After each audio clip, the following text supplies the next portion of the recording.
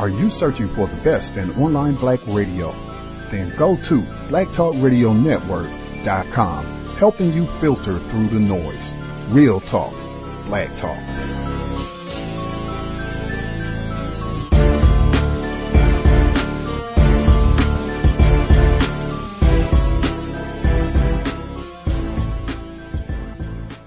The internet is full of half-truths and all-out lies. We've all seen them, and many people on social media complaining about it.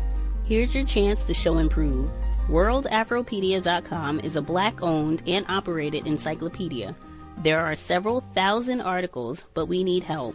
We can't uncover all the truth ourselves. So please, join us and become a writer, editor, or blogger for WorldAfropedia.com today. Every little bit counts. We owe it to the future generations to put the truth out there. Visit WorldAfropedia.com, the African-centered encyclopedia, a global database of African knowledge for the purpose of bringing about global African wisdom and understanding. WorldAfropedia.com. We'll also be talking about how women of color can reshape their working lives. Fact is, they have a tougher time cracking the glass ceiling at the corporate and other stages than other women do. There are obstacles to overcome at ground level before they move up. But there is an effort underway this week in St. Louis to help them bypass barriers. Joining me in studio are Lori Jackson, founder and president of Mosaic Ceiling. Mosaic Ceiling is a nonprofit organization established to empower women.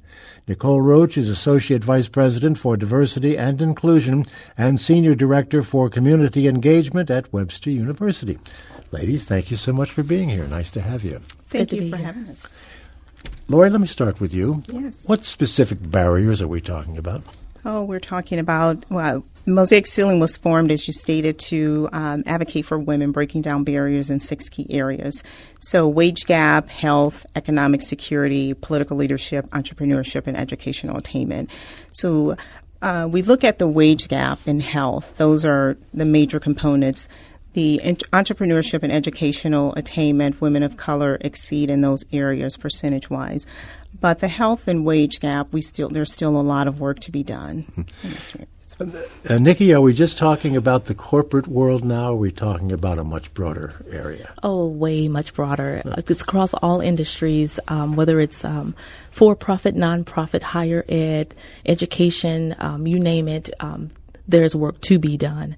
And as Lori was mentioning, the key areas that Mosaic Ceiling is focused on, however, some of those barriers that are included consist of women of color not having influential mentors or sponsors, lack of informal or formal networking with influential colleagues, the lack of company role models who are members of their own race or ethnic group, and lack of high visibility special projects and assignments.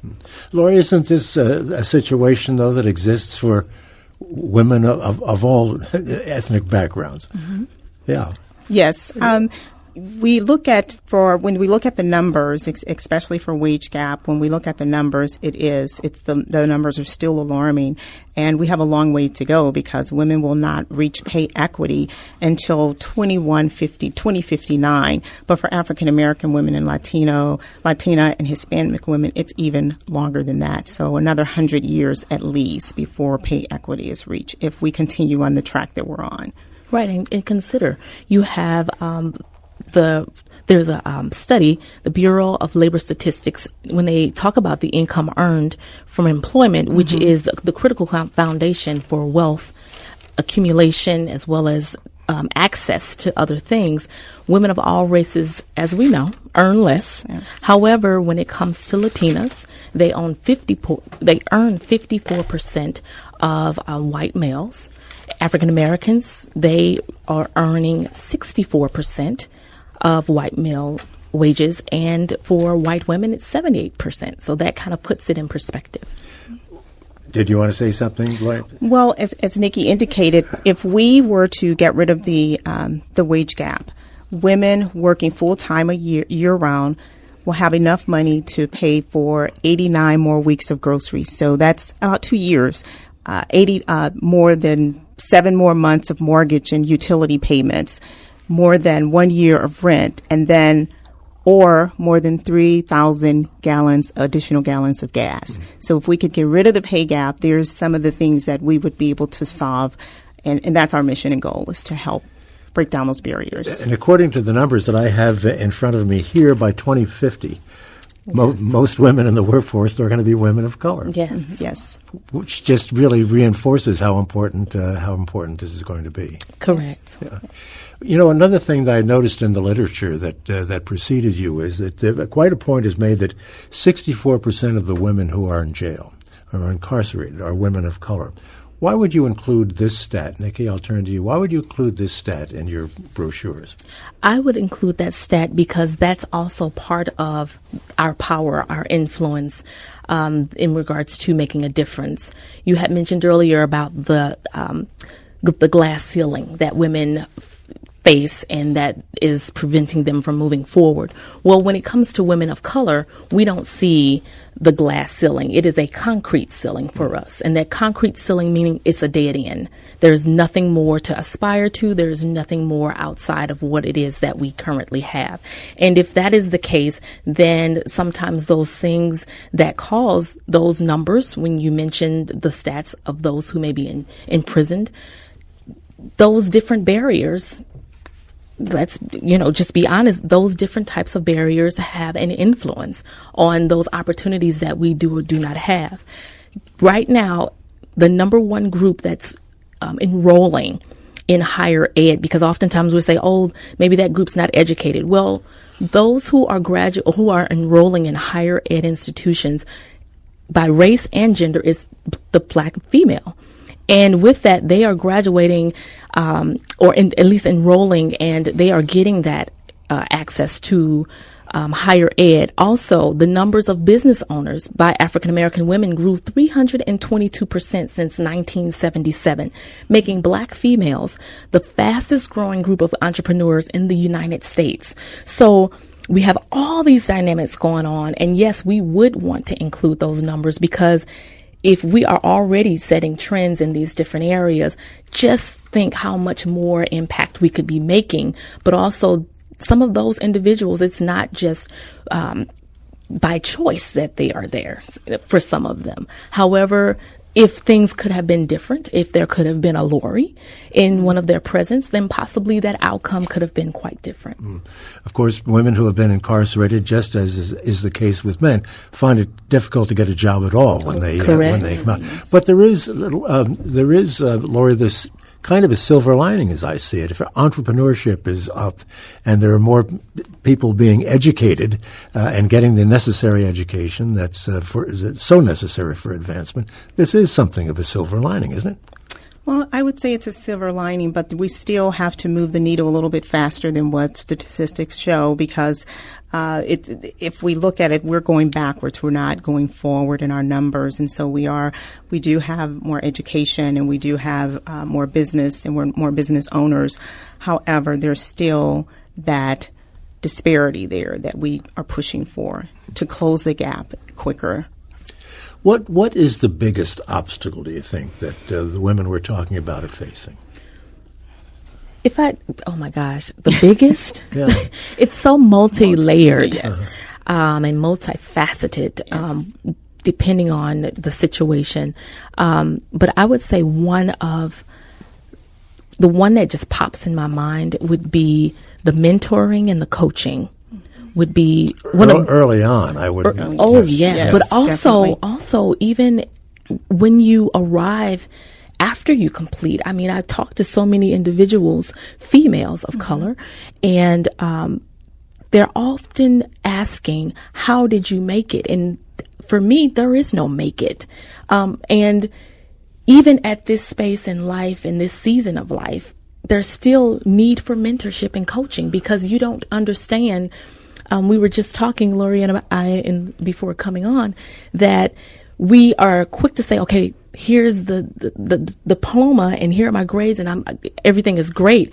But there is a whole nother level of character and the politics and the language and the resources and that. Before you can even get access, you need to know how to talk the language. But if you're not taught that, it's not going to work. Yeah, Learning how to play the game. Yes, exactly. And that's Exactly. exactly what we talked about. We talked about earlier in our career, there was someone in that organization that took us under their wing and help us get to that place. And so we must be able to reach back and pull someone up, and we have to continue to do that. And so that's critical. Right. And it doesn't have to be the person. Yes, it is critical to have someone who reflects your race or identity, as I mentioned earlier. However, for me, it was not just a person of the same race or same color, not even the same gender. But those individuals who saw something in me helped to bring out that which I couldn't even see at the time. And Nikki, how did they do that? What specifically did they do? It's the sitting down. It started off just sitting down, getting to know me as an individual, some of my interest, some of the things that I was currently working on, but also they went a step further to find out what made my heart beat faster. And that was that passion. And then they helped to guide me, which was giving me access to their network. There's several that male and female still currently, and even my boss, I consider a mentorship currently. And I'm grateful for the different opportunities that have been offered for me to just see another space of what's going on in leadership. I have truly been in spaces that I would not have had access to, not even aware. Because oftentimes, we have the book Lean In, but how can you lean in if you don't know what's happening? Mm-hmm. Is this what mosaic sealing does? Absolutely. This is exactly what we do. And how? And well, we actually there are workshops where we have the panel discussion where we will be talking about the topics that we have. This is more for awareness, and then after that, we will continue with workshops and speaking to women groups and really actually empowering women, not just working with women of color, but really working with all women, bringing all women together and combining our resources so that we can start to move this needle, as I indicated earlier, faster for not just women of color, but all women. That's our goal. You mentioned the panel discussion. I'll point out right here and now that the Breaking Down Barriers and Empowering Women of Color panel discussion is going to be happening this Thursday, May 25th at 6:30 p.m. at the Lee Auditorium at the Missouri History Museum. Right? Do I have all my facts correct on that? Actually, next Thursday. Yes, 2 weeks from the 25th. The 25th of May. Okay. That's correct. Sorry about that. So it's a week from Thursday, 2 weeks from Thursday, and you're both going to be involved in that, correct? That's correct. Yes. Okay. Frances Cress Welsing. I'm taking advice from one of our listeners. When you are having any difficulties or straying, and you need a little patience moving forward, invoke the name of one of our ancestors, Frances Cress Welsing. Right on. Context of White Supremacy. Gus T Renegade in for another broadcast, hopefully to share constructive information on the system of white supremacy. Today's date, Thursday, May 11th, 2017. So I have been told this is our Thursday weekly broadcast on workplace racism. Great illustration of the importance of codification. The entire reason that things got delayed today, helping white people. I state this consistently on the program. That's one of the things that we can do to work against racism. No helping white people. And I said, man, even something that I even have to make sure that I am working on when you are around other victims of racism and they don't have your code, they help white people or they just have a different view of racism. They have white friends and all that stuff. Cool in the gang. Just because they have a different, perspective on things, that cannot compromise your codification, where in any way, shape, form, you end up having to break or alter what you would normally do in terms of how you function in relation to individuals classified as white. So that is my lesson for the day, and ended up throwing off my schedule for a good 3, 4, 5 minutes or so, causing the delay in the start of the program. But all that remedied and lesson learned for Gus T, and hopefully listeners can learn one vicariously through Gus. No helping white people. Very, very important that we try to stick to that as best we can. For workplace racism, folks have commentary. If you have observations, and particularly if you have figured out some things that work well, if you have, hey, whatever you need to do, if it's what to say, what to do, this is in policy and procedure that is going to help you stay out of trouble, keep those promotions, not have any write-ups or any nasty conversations with whoever your supervisor or boss is on the job. We need you to be one of the first folks to dial in.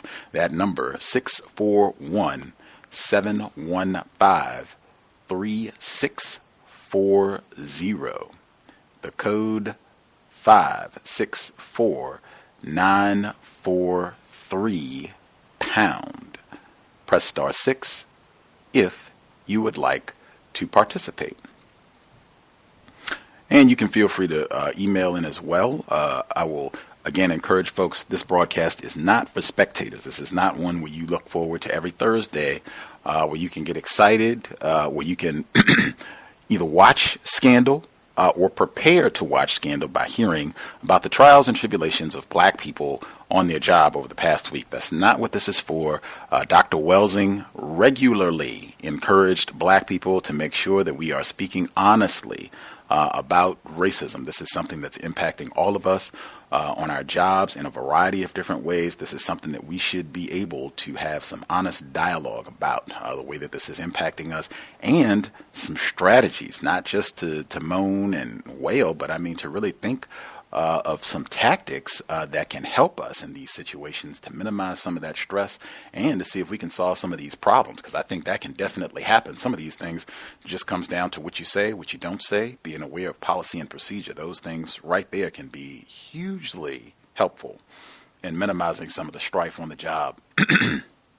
With that, I'll read a few of the things that folks have written in. I won't share them all at the beginning, but I'll sprinkle them in as we go. One of our longtime investors, Cynical African, I think a lot of folks are familiar with the website, cynicalafrican.com. He has shared a lot of workplace racism experiences. I think people who listen to the compensatory call-in, he used to share regularly when he worked with more whites, different tacky racist jokes and things that they would do on the job, and just things that he would do to codify his behavior. But he wrote in this week, he shared, let me see if I can pull it up. The email, untiljustice@gmail.com. If you want to make sure that you're anonymous, if you want to join Cynical African and others who wrote in their experience, feel free to do so. Untiljustice@gmail.com. Untiljustice@gmail.com. So this is what Cynical African wrote in. A non-white, non-black friend of mine said that at her job, an employee bought Timbits for everyone. I don't know what that is. Timbits? I guess that's some sort of food item, perhaps. Maybe someone can let us know if you are familiar with Timbits. So this racist female comes and takes a black Timbits and says, "Will you look at that? A nigger ball." Nobody made a fuss about what the racist said, and they just carried on with their day. Standard. I'm going to have to look, because I've never heard of Timbits. I am a little ignorant, so I'll have to make a check. Okay, this looks like some sort of pastry item. These look like maybe donut holes or something in that realm that you could probably get from like a pastry shop, some sort of sugary, doughy snack item. I think Mr. Ken Steele, he dials in pretty regularly for workplace racism, where he had said food it might be a slightly safer conversation to get away from some of the tackiness of racism. And I said then with a laugh, I don't know. I have seen whites get really, really trashy at mealtime and at the snack table and what have you. This might be another example, but just got to keep that in mind. I said be prepared. Someone emailed, or they didn't email me, they Facebooked me today a few hours before we went live, and they said that they had some sort of mandatory workplace outing, and they were just asking for tips, any suggestions, and I stay sober. That's number one. This was early enough in the day that, I would hope they were not going out to the bar to get lathered up, but hey, we've heard from enough people that that is something that happens a lot. So that would be number one, to stay sober. Two, to just be observant and to be prepared, because frequently in these sort of settings, people are a little bit more relaxed. Sometimes the alcohol is flowing.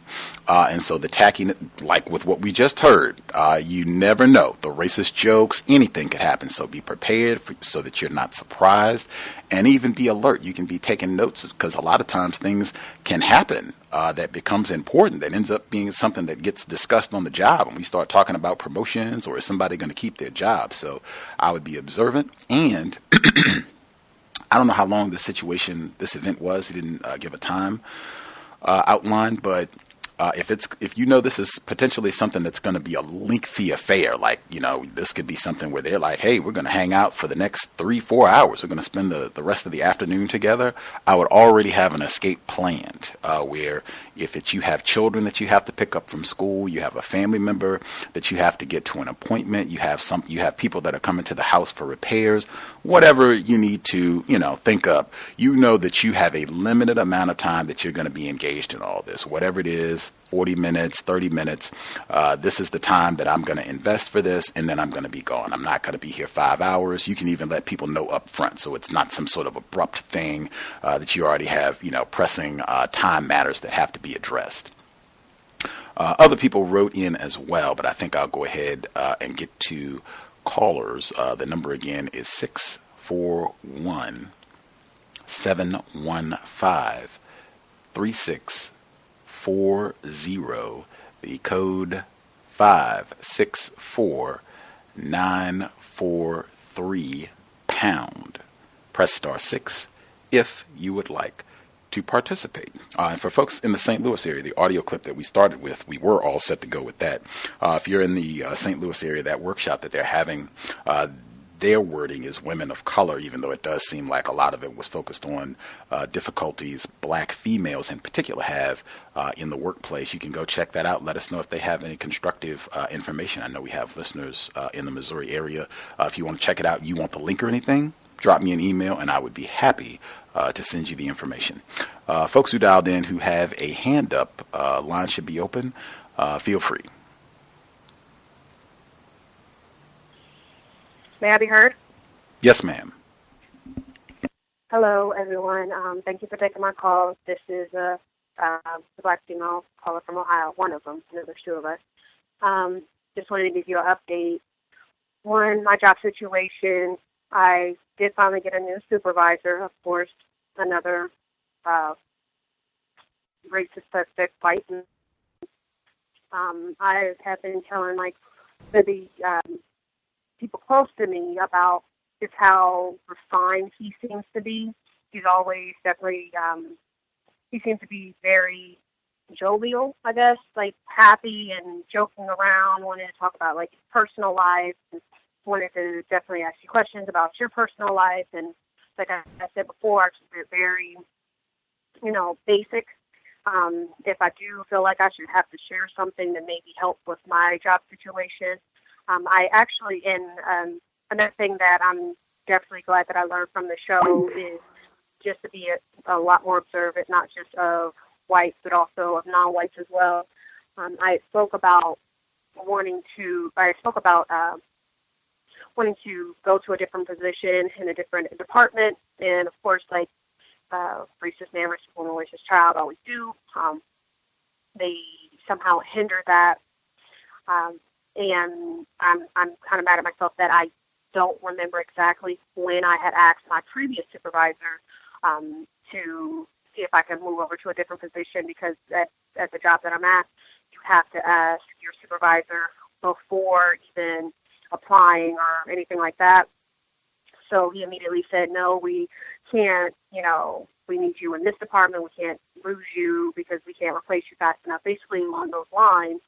And then he was replaced by another white man, and a white woman ended up getting promoted out of my same area. And I try not to be so upset, but I saw a non-white female that I work with, and she was talking because she was actually kind of taking over the white woman's position, or her work.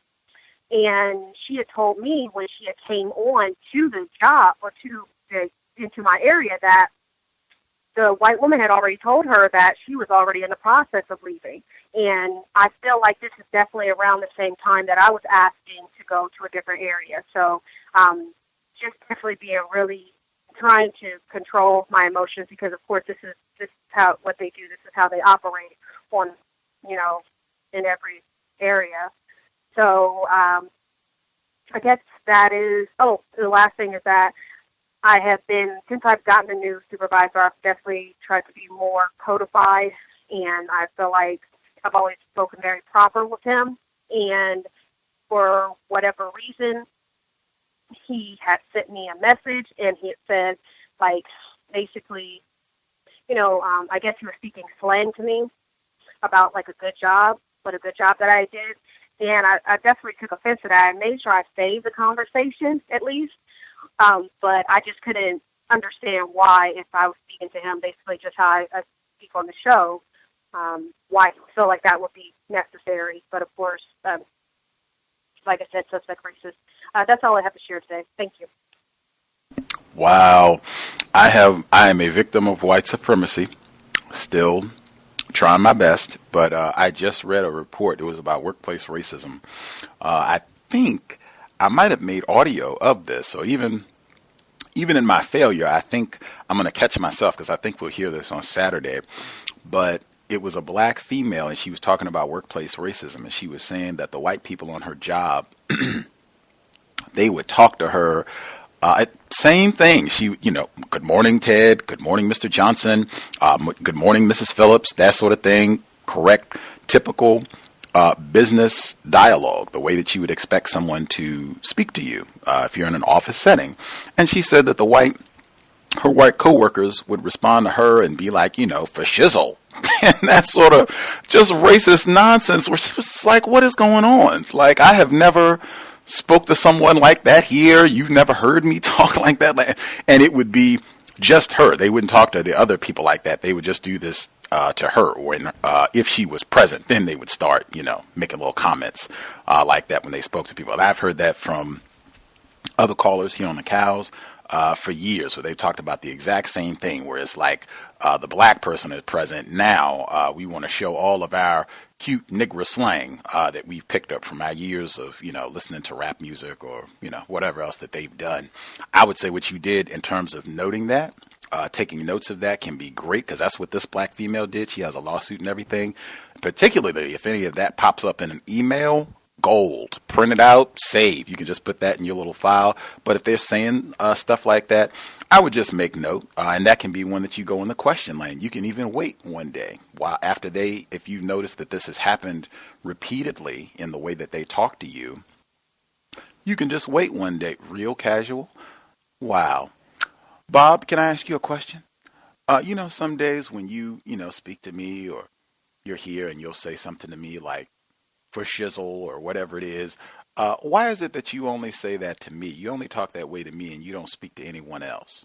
And you can just see what they say. That's just, I said consistently, I'm a big fan of the question lane, but if you want to ask a question, that's one. I'm sure there are others, and that's one that you can just make notification if they're talking to you a little different, some racism in the words that they choose. You can just make note of that sort of thing. But going to happen sounds like just being aware, just being prepared for this sort of thing. I think that goes a long way to us not being stressed. That's one of the main things that you want to make sure you're not having a emotional stress response to what has got to be expected racist behavior. Did other folks have either commentary for what we heard from our first female caller in Ohio? If you had your own situation you wanted to share, feel free. Other folks who dialed in with a hand up.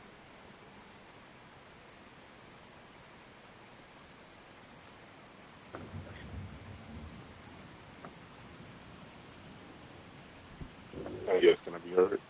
Yes, sir. Yes, thank you very much, sir. Greetings to Gus, the host, the listeners and callers. I was thinking about how, I guess, when white people, they'll greet you in certain ways where the terms are associated with me being classified as black. And I notice how they'll do that too. Like just a couple of days ago, for example, it wasn't necessarily directed to me, but like they the white lady I was helping out to when I mean help, like I was basically showing her how to do my job duties for when I take a vacation, so she'll know how to do the backup work. So they said like, SUP, like sup, like what's up, and that was pretty much, I guess, being humorous to each other about it. But I think that may have something to do with me being in their presence. So just like what you had basically just brought up, they'll do things indirectly, say things indirectly, and many victims still think it has to be some kind of racial slur or something that's more blatant and direct. But that comes from not understanding the system and their thought, speech, and action, racist thought, speech, and action. But I had a couple of observations.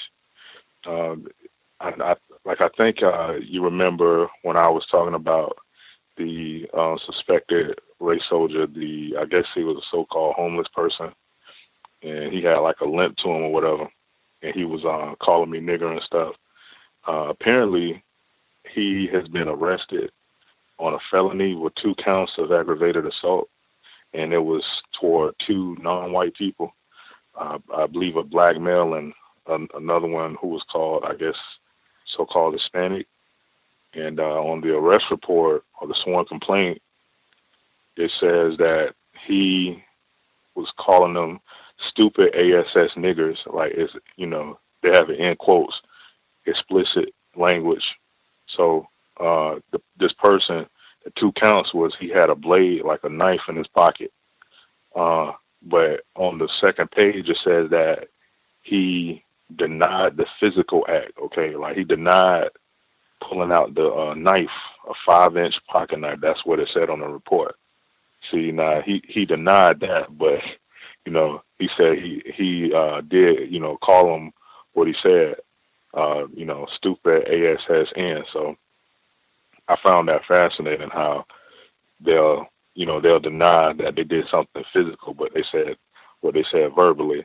And he's in jail on, I believe, $20,000 bond. So it's been about a month now since that occurred, and basically took all of that happening. And I opened it up with that to say that earlier this week that to show the difference in response, that apparently there was a black male who I guess assaulted a female. They didn't release the racial classification, like across the street at the city hall, and maybe within under an hour, they sent out an email of a surveillance picture of this person, and they sent out 2 more pictures, and they're saying, well, we just got to find this person and this and that, and I got in the Jeep, and then I had to go pick up the mail down the street, and there were tons of squad cars and a bunch of officers standing outside. Like every officer was white. I just thought about that, and the priority that took place. If a black person is accused of doing something, or there's a white person that has been, I guess, attacked in some kind of way. But I was harmed in all of those ways, and it didn't necessarily have that same priority. But I expected it. And I also wanted to say that because, I was thinking they could pretty much get me lumped in with that and start to, rough me up or possibly pretty much kill me or something like that. And, I'll be just another black person face on the news, and I might not even make the news. But, I think about stuff like that, especially when there's a heightened police presence.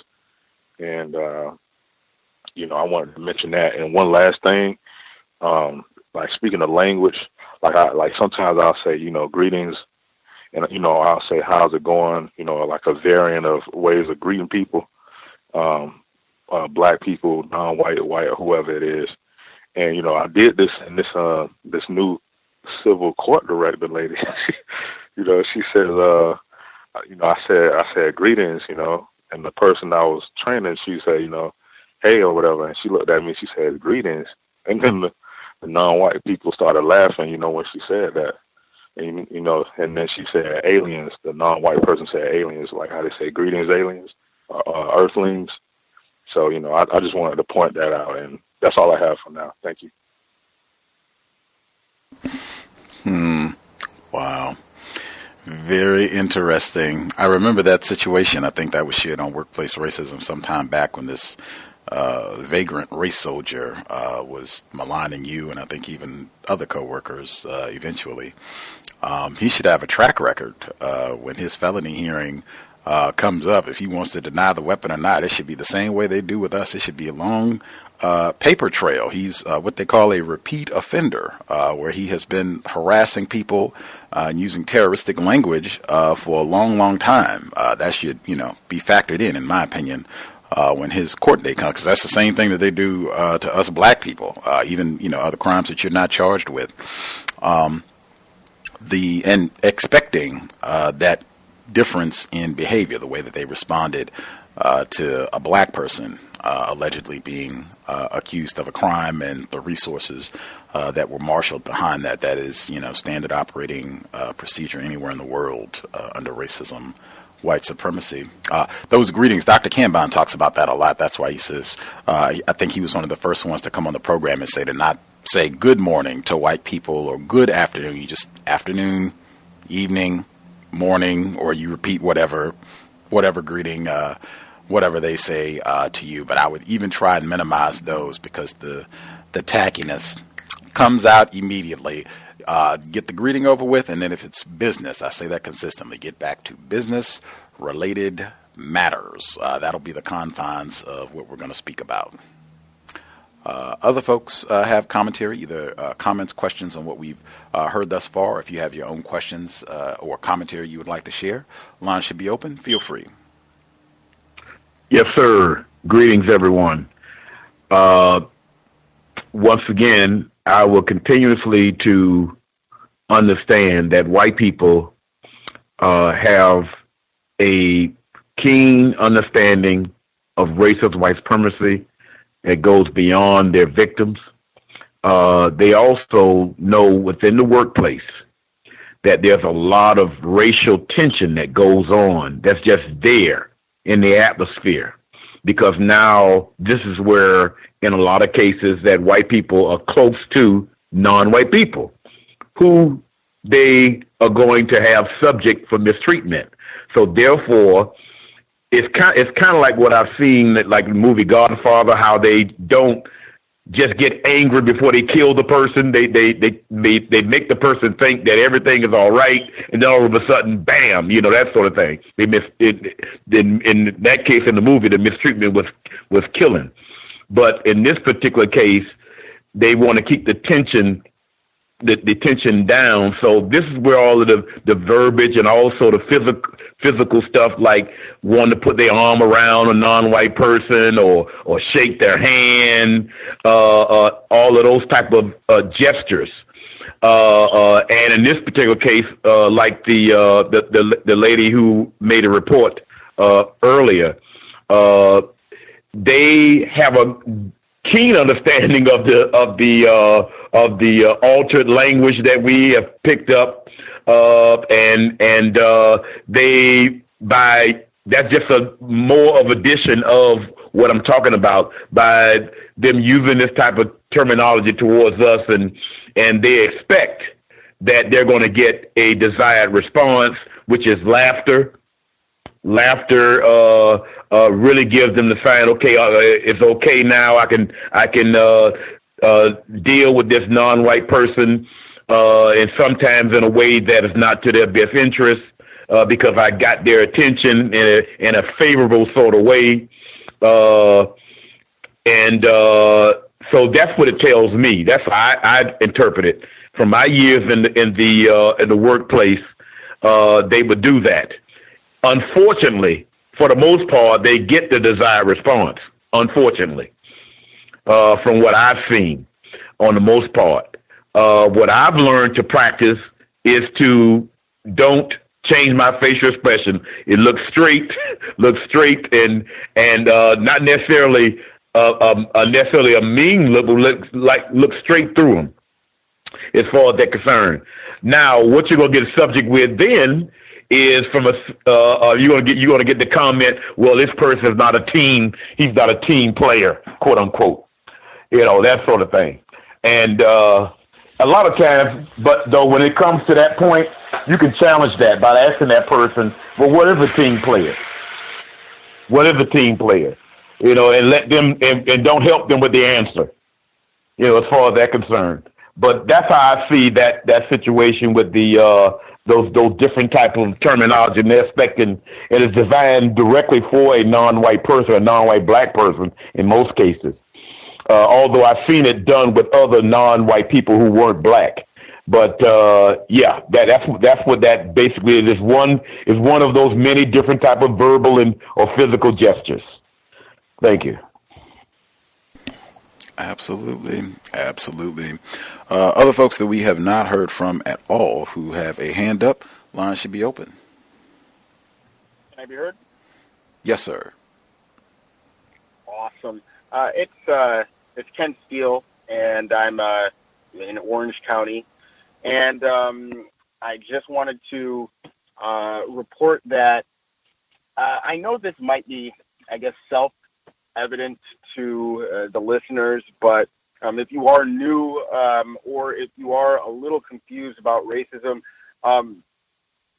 one thing that I've learned in my latest role is that, or something that was not, I didn't just learn, but something that has been underscored in my latest role, is that managers exist oftentimes to make you feel worse.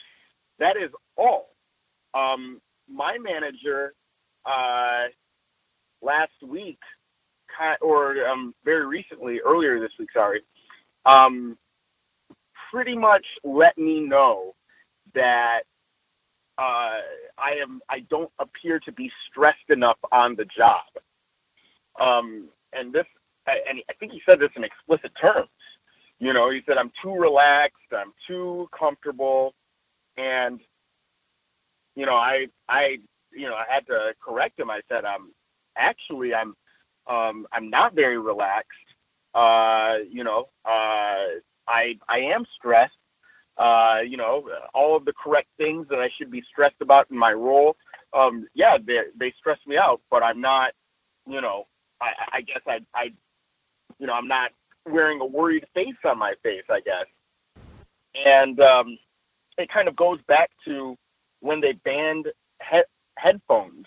I don't think they were banning all headphones. They were banning over-the-ear headphones, and I happen to wear over-the-ear headphones because I see other people with their headphones in, but everybody has earbuds and, small ones, but nobody has the over-the-ear headphones, and I guess they were banned for me. That's what it seems like. I have, other people on my team, they're using headphones and everything like that. Now I have my little earpiece, but it's quite different from, something that you're actually comfortable with and actually has stereo sound and everything like that. But no, he basically explicitly let me know that, he didn't think that I was stressed enough. Well, interesting. I was at an urgent care facility for an ear infection because of my earpiece. Anyway, and when I got my blood pressure tested, it was elevated. And, this is right after, I was told that I'm way too relaxed at this position. So, I presented that to, my manager. I just let him know that I was going through the situation, and I had mentioned my blood pressure and everything like that. And what do you know? From then on, I have not heard anything about me not being stressed enough on the job. And they've definitely fallen back he's definitely fallen back from just dragging me into meetings just to browbeat me and everything.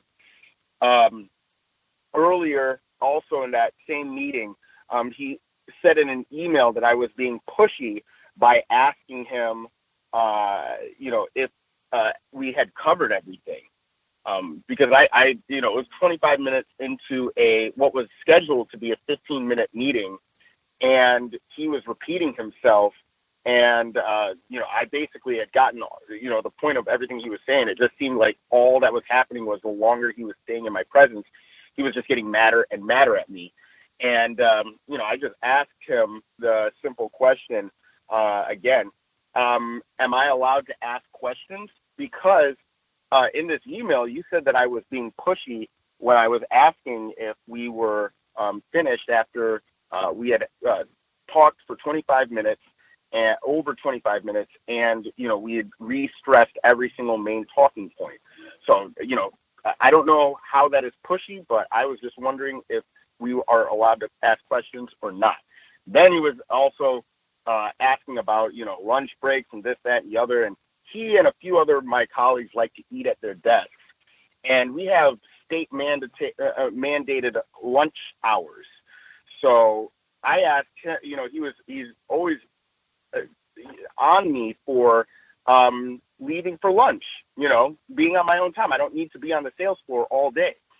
And then I asked him, and he mentioned this in an email, and then I asked him, are we allowed to take lunch breaks? And, I never got any responses for any of those direct questions. So I think that we need to be more willing to ask our managers questions and understand that some of these managers are here specifically just to get you heated, specifically to make you upset. I think they may be pretty proud to hear that I have an elevated blood pressure or whatever. So I guess that's my contribution for now.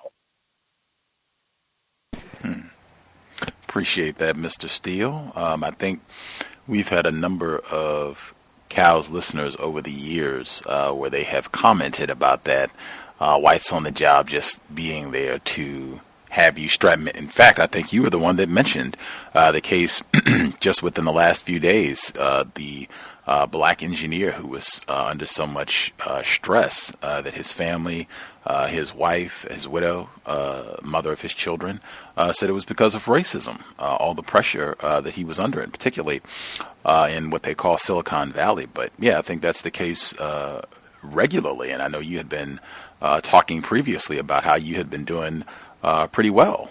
You'd been having some success at your job.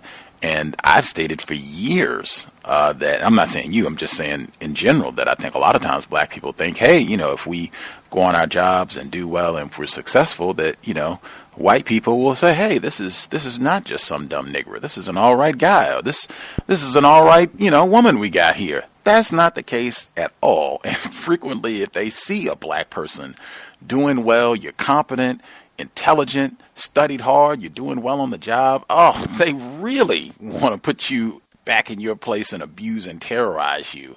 So, yeah, it seems like they could have just been saying, hey, Mr. Steele has been doing really well. Who does that nigger think he is? We're going to come and mess with him. Let's see if we can change it up and fuss about his pants and, change the rules so he can't have his headphones. Just nag, pick.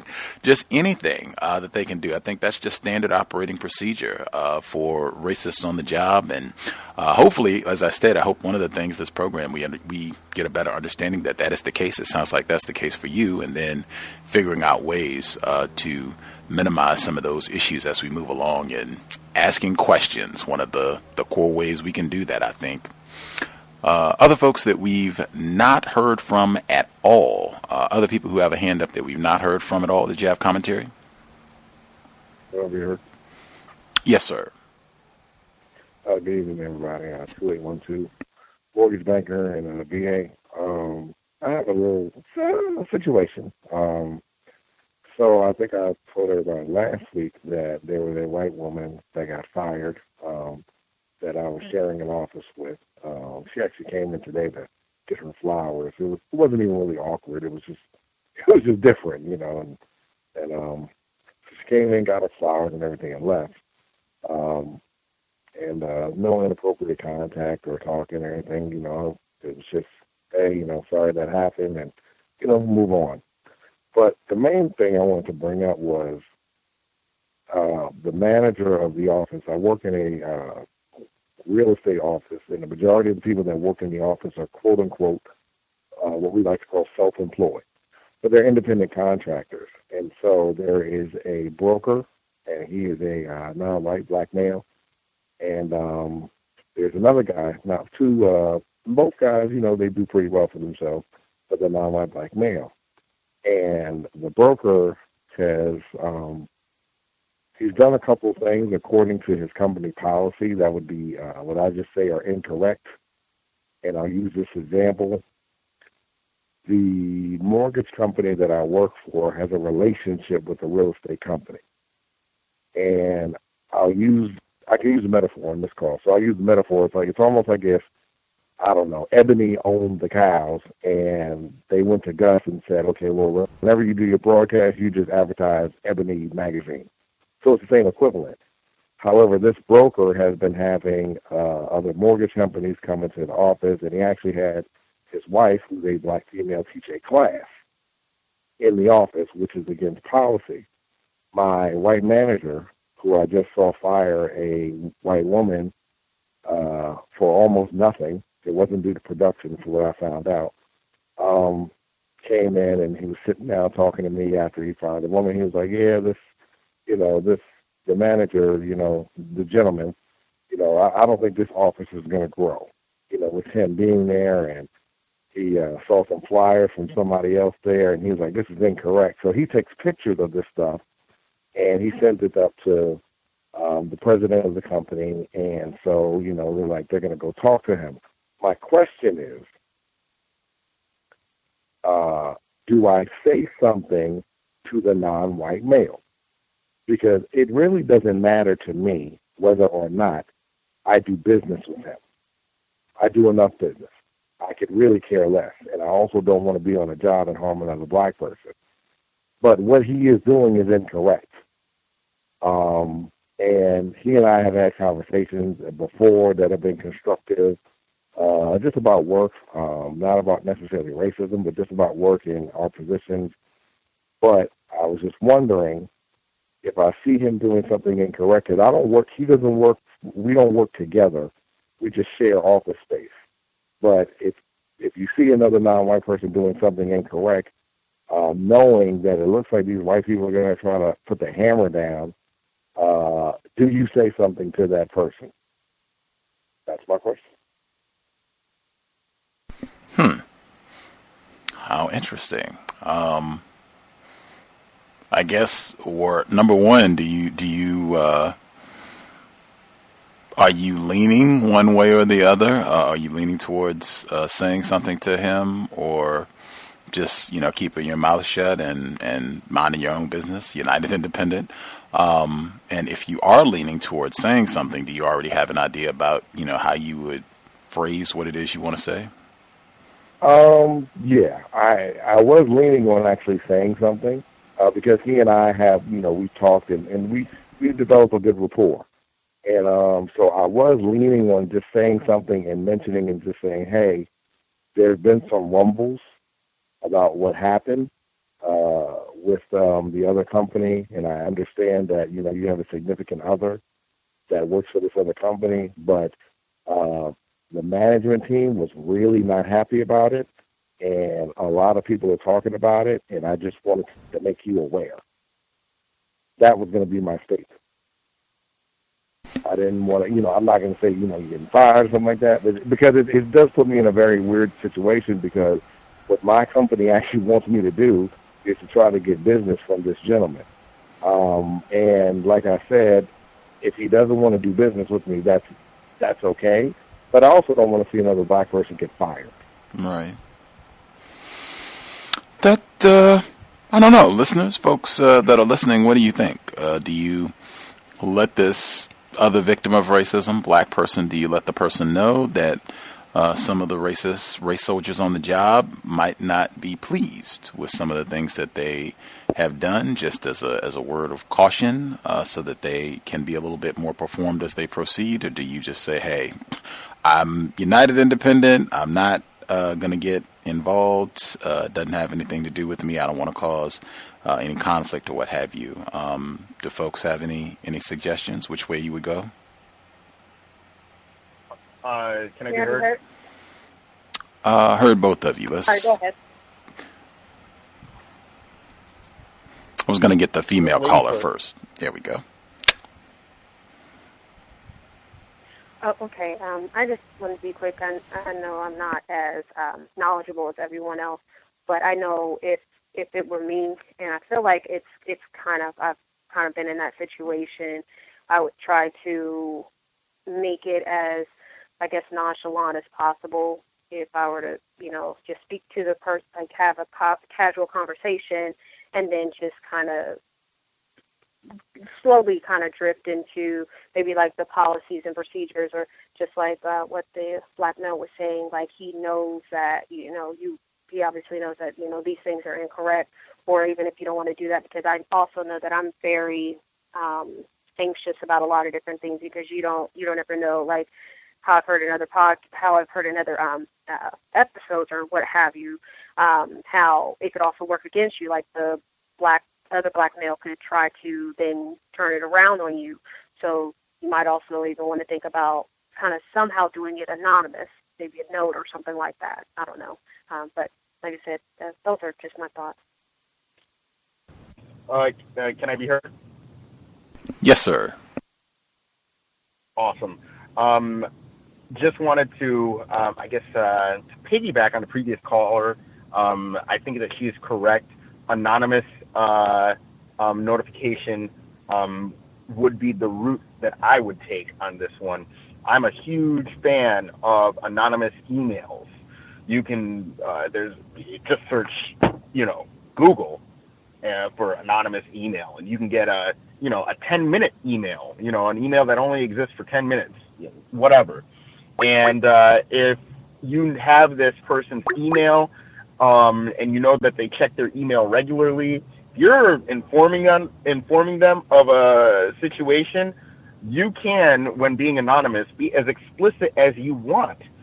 So when you were saying your original thoughts about how you were going to address this to the person, I heard that, there was a lot of what I would describe as kind of coming and hawing, a little mealy-mouthed double speak that could be interpreted. If you want to just straight up say, hey, these people are could be potentially planning to fire you, without it coming back to you that you were the informant, yeah, I would use an anonymous email, and I would just say it in explicit terms, and I would make sure not to indicate who exactly is sending it, and I would be very careful not to give away your identity in the way that you respond. I don't know, I write my anonymous emails like I phrase them, I use white women terms. I try to sound like a concerned white woman when I'm writing anonymous emails. So just if you have a specific thought, speech pattern or something, or words that people can key in on that, hey, this is, Fred, this is Mike. Avoid those words, avoid those phraseologies, avoid any of that. Just sound as anonymous as possible and as frank as you like. 2 votes for saying something, although saying it anonymously, which certainly can be done. I guess that would be another aspect of technology. That's maybe something that would not have been possible when Mr. Fuller started out his work career, not even as far back as that. That's, the anonymous email. That's relatively new wrinkle in the workplace environment. Did other people have suggestions? Do you say something? Do you not say something? And any recommendations for how you would go about doing that?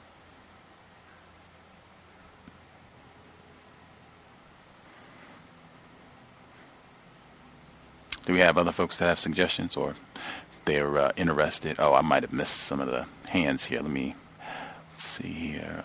Any of the folks that dialed in more recently with a hand up, did you all have suggestions on whether or not you would say something or not? Can I be heard? Yes, sir. Good evening to Gus. Good evening to the other listeners and guests. To Sam out of KC. Usually, what I try to do is I had that situation pop up on me, and I usually ask the other victim questions. So I if we're both somewhat aware, but I might not be as know as intimately what's exactly going on, then I usually ask questions. I ask how's everything going, or why you think that manager or whatever did that, or and I kind of lead into there, and I sometimes I go, well, it seems like this is going on, or I try to I ask questions, and then from that point on, I try to guide the victim in the what exactly is going on, and then options. I give options without giving it definite. I give options and leave it open to give options, or sometimes if me and the other victim know the person's temperament, we generally know the person's temperament, not anything that would get us in trouble or give retribution. We talk about their temperament in very general terms, and then I may say, well, this is how I might handle it, or with that type of temperament, what do you think is the best course of action? And for me, it's been, for the most part, it's been constructive. But then there again, with victims like the female caller from out of Ohio, I'm gauging and assessing the victim myself to make sure that this isn't an individual that I may have blowback from. But even still, when I ask questions, I hope that my questioning and talking about it in very general terms it really doesn't have any blowback. If I assess that the victim is still very, very, very much confused about the situation and is really not on a constructive course, then after that I kind of take my leave. If I assess that they're not, I take my leave, because I cannot help you anymore in the situations from what I assess. So if I see that you're not, then I take my leave. That's pretty much how I handle it. It's still evolving. I'm still confused, still a victim, and so I'm still learning. Oh, also too, thank you, Mr. Kent. Still, I didn't know that, so I just picked up something constructive in this conversation. So thank you, Gus. You can go ahead and mute me. Right on. I think Emmy joined us as well. Did you have commentary on whether or not you say something in this situation? Can I be heard? Yes, ma'am. Greetings, everybody. I can understand the hesitation in saying something, but I have. In the past, I've always said something. I've never not said things. I used to be like a property assistant for a property management company, so we had security and day porters and stuff, and even myself being contracted. So all of us in very precarious situations in terms of our employment, because they can just let us go and replace us at any time. And there was always talk about who was getting fired and who was getting let go. All of us are non-white. And so whenever I heard something, I would say something. And but I will say that I had that type of relationship or rapport with the folks to let them know that their behavior was being monitored. And that's pretty much what I would just say. I'd be very upfront with it. Like, they're looking at you. I don't know if you're trying to do what you're doing. I don't know if that's what you mean to be doing. I don't know if you thought you could get away with it. But you're being watched, and they're not like cool with it, because nobody wants to lose a job unless, and sometimes you can ask like, are you like, I don't know, like what you trying to do? But sometimes what happens is we get comfortable because we don't understand the system of white supremacy, we don't really we can think that we're so good. Like, no one's going to fire me. Like, what you talking about? I just let my wife use the conference room. Like, that's no biggie. I saw John do it the other day, like, whatever it is. And we think that we're like white people, and we're not. And it's really hard for us as victims to keep that in the forefront of our mind, that we're not like that. We can never get comfortable, and sometimes we do. And I feel like that, I don't want to say it's my responsibility, but I feel like it's one of the things that I can do in the meantime, until I just figure out how I'm going to replace the whole system, is to let people know, because I do focus on it more like, hey, I don't, you slipping a little bit. And I say it in a way that it's not, hey, I'm not trying to start nothing or whatever. I just feel like maybe you don't know what's going on.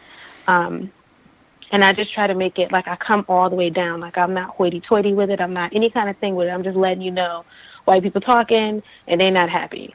And sometimes, like, one of the good things is, like, sometimes that works, because then they're actually able to go and correct the problem. They can say, hey, Bill or John or whatever, I've given it some thought, and are we okay? Like, is there any kind of tension? And they can work that out. Like, I've actually seen that happen. Sometimes they didn't know, for instance, the security officer could be having their headphones on, and they got comfortable. They knew they weren't supposed to have their headphones on in the front desk, but they got comfortable. Property management saw it, went downstairs and was talking about it. I overheard it and was like, yo, before property management leaves the office, you probably don't want to have your headphones in. Next thing you know, they made sure that they took them off every time they were coming, and like, excuse me, my bad, whatever. And the person didn't get fired and get let go.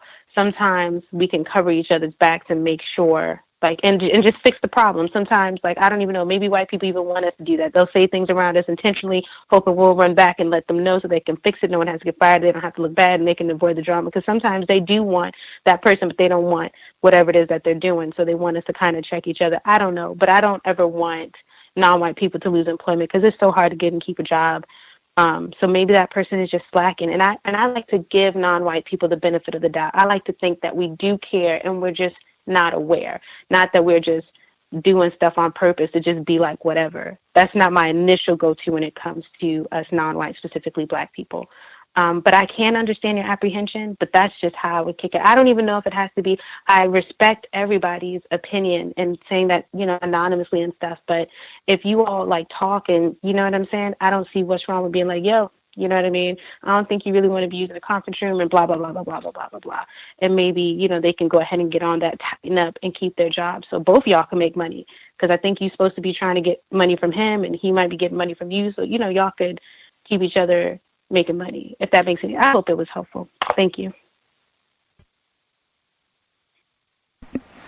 Sounds like I think everyone thus far has said they would say something. I guess it comes down to how, whether you do it anonymously or just kind of ask questions to kind of lead them in the vicinity of correct thinking, or just putting it bluntly, these crackers are about to fire you. Shape up, man.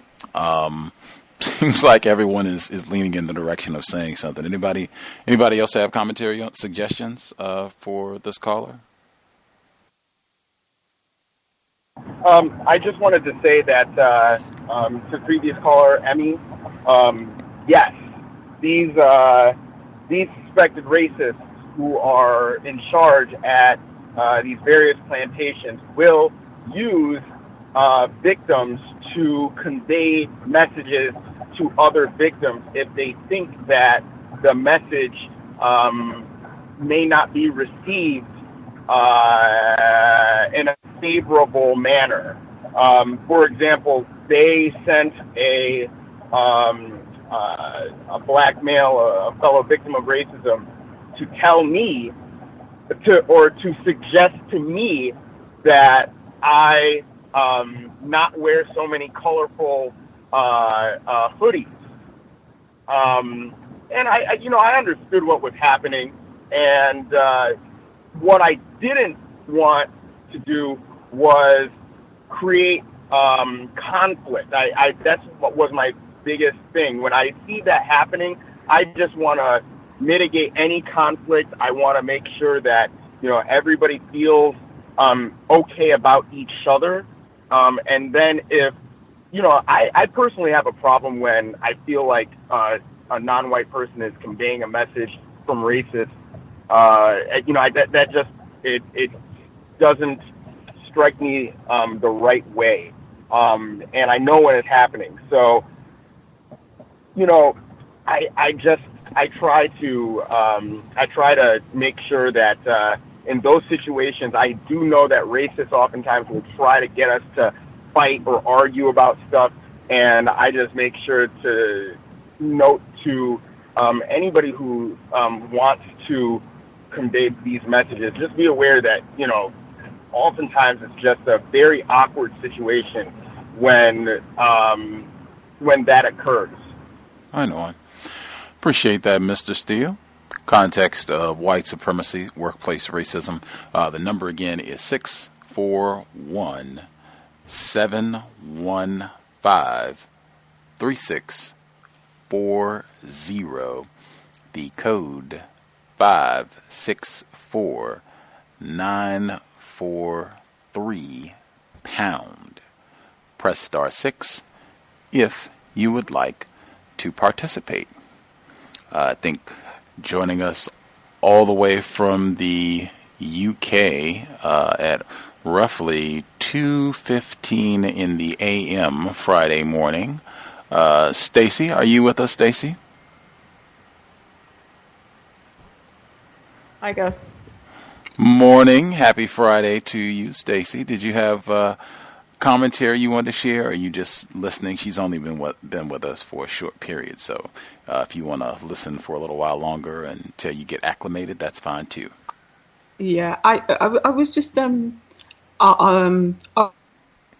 update in a minute, but I was just sitting here thinking about the last caller actually, and I do agree with most people that I would want to say something. I was sitting here wondering about what the reason was for the manager confiding in the particular individual, and I think as some people have said, it may be the case that they're just using one person to relay a message before a problem escalates. But I'd just be a bit cautious as well. I mean, I in the past have passed on information to other non-white colleagues that, certain things are about to happen. But, I was just sitting there thinking, what's the agenda? Are they, and it could be that they're just using them to pass on the message, or are they testing to see, whether the particular individual will pass that message on? Maybe the agenda is slightly wider. However, I probably would say something. I would just do it in a more casual way, i.e. focusing on the procedure. Perhaps you shouldn't be doing this. Be careful. You never know when you're being watched, and perhaps leave it there. But I don't know. I mean, obviously, at some point, the individual needs to decide what way they're going to go. But those were just my thoughts listening into the question itself. I'll mute my line, Gus. Appreciate that, Stacy from London, joining us. I am not into discussing television on workplace racism at all, but this is something that I saw recently, and it is connected to Breaking Bad, which is something that we talked about on the program. We've done multiple programs and had white guests on to talk about as well, but there's a segment in the prequel that's ongoing where a black person, a black employee, it is a workplace setting, a black employee hears something and a white person allows them to overhear. They give the impression that this was an accident. The black person overhearing this, that they didn't want them to hear this, and you can't repeat this, and blah blah blah, and all this. The black person does end up sharing this information, helping a white person. They go to share what they overheard, and it turns out that is exactly what the white person intended from the very beginning. They, quote unquote, made a mistake where this black person overheard this. They do go share, and they end up firing the black person, and they have a whole plan.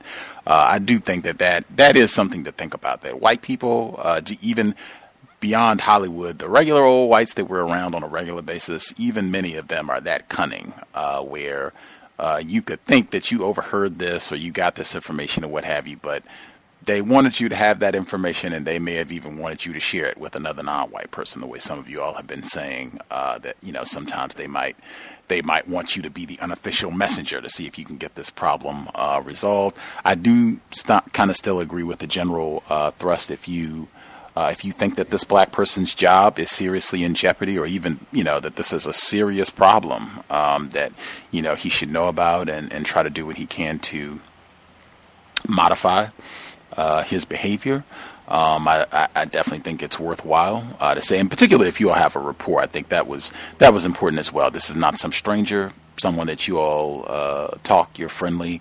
I think it's worth it, to figure out however you're comfortable sharing that information, if you want to do it anonymously or if you just want to chat it up and just share your concerns, however you're comfortable presenting. But that makes logical sense. But I think that's important as well. White people generally do not make errors. The things in a workplace context that we know generally are things that they want us to know. White people seem to be pretty good at withholding information from non-white people, and oftentimes very constructive information they're good at withholding.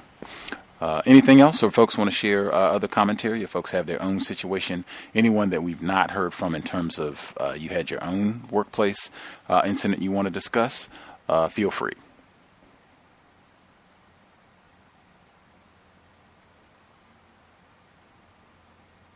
Hi, Gus. Yes, ma'am. If no one else is going to give their update, I will, if that's okay. Proceed. Okay. As people know, I've been dealing with a situation where a particular male individual made an accusation that I was shouting at him. And I essentially told management that he would have to either submit his complaint or withdraw it. And most recently, I was told that he wasn't going to put in his complaint, but that his manager, who is also a non-white female, has a number of concerns about me, and therefore my manager wants to facilitate a three-way meeting so that she can discuss her concerns. So that meeting happened last week, and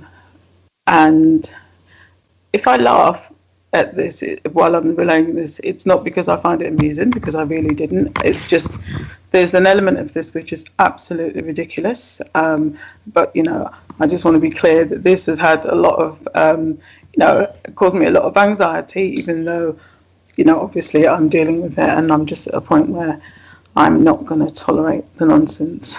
So the meeting took place last week, and she was given the opportunity to list her concerns. At the start of the meeting, I did ask both people what it was that they intended to get out of the meeting, including my manager. And she was saying, well, this is just an informal conversation, so that we can just discuss any concerns and hopefully resolve any confusion.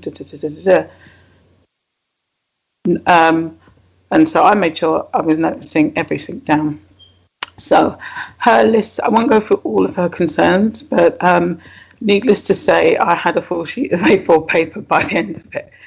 And starting off with how I handled the accusation made against me. She didn't think it needed to escalate as far as it did, i.e. that I wanted him to formalize it. She just wanted to have a chat.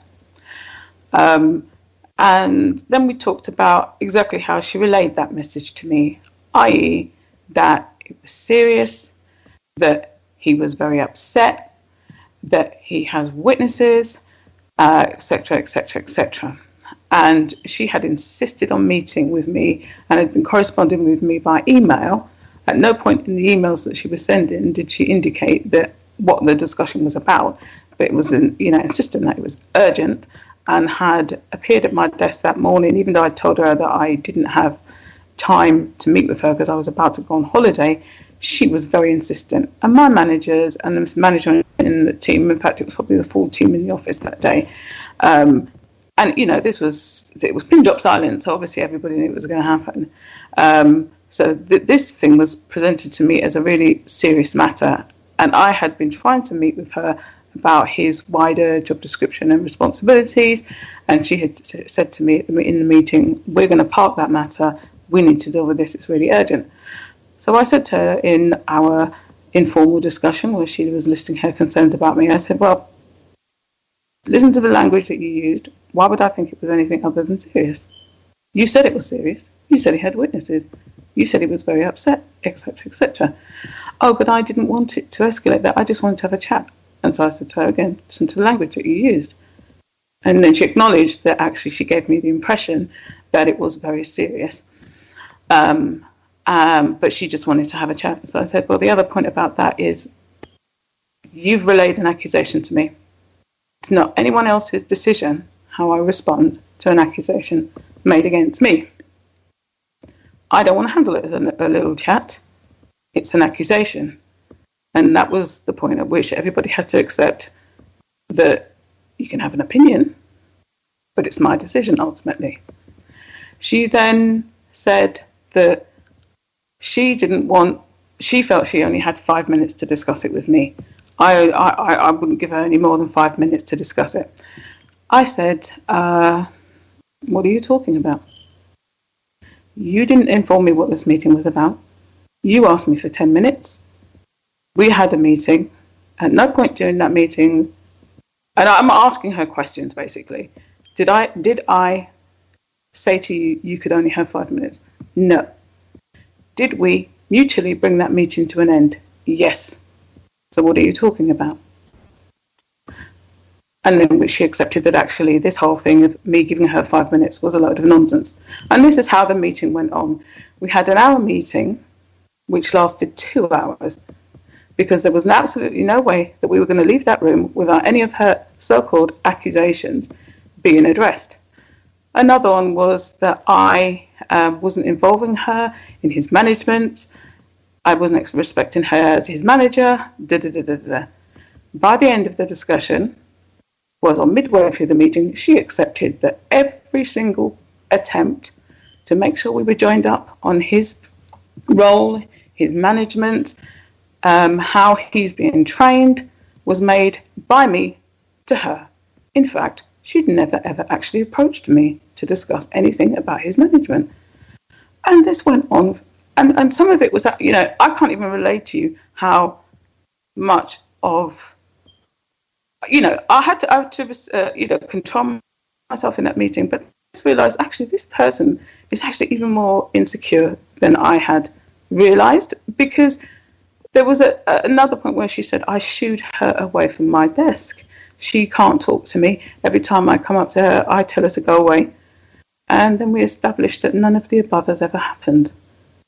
Why would you think that I told you to shoo away from my desk? And she's giving hand gestures and all kinds of things. So it's not just, the words that were ridiculous.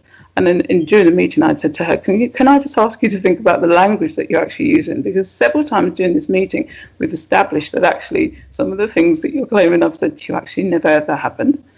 And again, we got to a point where she accepted that I'd never shooed her away from my desk. I'd never told her to go away. And in fact, she said a couple of times she'd come to my desk, I told her I was going into a meeting or that I was just preparing for a meeting. And I said, yeah, what's wrong with that? Well, nothing. It's just that I didn't feel that you offered me another chance. But I didn't shoot you away. And I didn't tell you I don't want to speak to you. No. It was absolutely incredible. By the end of that meeting, I think my race soldier manager felt pretty stupid, because the whole agenda was to cause conflict and use another non-white person against me with a list of spurious accusations, as I've told him already, without foundation. I couldn't have planned that meeting better if I tried. It was that ridiculous by the end of it. And there were a number of other things that actually got said, and also things that came out of that discussion, which demonstrated their bias against me and other discussions that were going on. So I started questioning them on things that came out that obviously they didn't mean for it to come out. So my manager was trying to bring that meeting to an end very quickly. And as I said, we had an hour. It lasted 2 hours. I made sure I got as many things as I could out of that meeting. And needless to say that. Oh, sorry about that. Got disconnected right as Stacy was concluding her sharing. I'm adding her back to my line presently. Let's see. Can you hear us, Stacy? Hi, Gus. Oh, okay. We are reconnected. It was our fault. We got dropped from the broadcast line, but we are back reconnected. I think the point that we lost you, I think you had said that your manager, when you were asking questions and revealing how you were the one that was being mistreated, your manager tried to bring the meeting to an end quickly, and I think that's where we got disconnected. Yeah. So essentially, as I was saying, it's an hour. It was 2 hours because we were going to go through everything. And they've revealed other things that they were doing, which is totally inappropriate. The way it was ended in terms of me and this non-white female,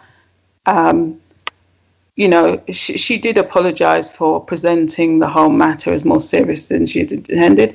I said to her during the meeting, you don't need to apologize to me. An accusation was made to you. You were trying to be a good manager. You dealt with it. You don't need to apologize to me. And put it this way, the racist agenda was thwarted. I am not in conflict with another non-white female. I've spent the last week being quite challenged in terms. My emotions go up and down. I mean, I thought at the end of the meeting it was hilarious. In my head, I was, pure laughter, but I kept it serious. But even though I'm not going to do what they want me to do, I'm actually really disappointed with her in the sense that even in my most confused days, nobody could use me in that way. I do think she feels, she has her own issues. She's got, she feels slightly intimidated, and I think they've manipulated her for her to have presented all of that to me, and she actually just looked pretty silly by the end of the meeting. It also made me realize how insecure she actually is. I don't actually think she has any real malice. I just think she was just completely manipulated because some of the things she was concerned about, my head of team, who I know had a pre-meeting with her, could have actually addressed those matters, but she deliberately didn't and wanted this meeting to go ahead. So my emotions go up and down, but what I'm not going to do is do what they want me to do and get into conflict with her. And I'm still going to be addressing the underlying accusations and the way that I've been treated in due course. I'll stop there, Gus. Wowee. So many similarities to some of the things that we've heard here in the States, particularly where they put a black person and they give you that title, say you're the manager or supervisor or whatever it is, whatever language they use across the pond.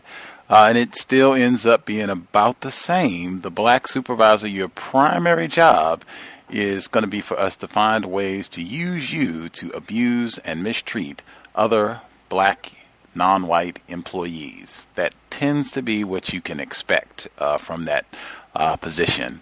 I thought that is phenomenal counter-racism. Anytime when you see that sort of thing happening, you recognize that that's that's how racists are practicing white supremacy.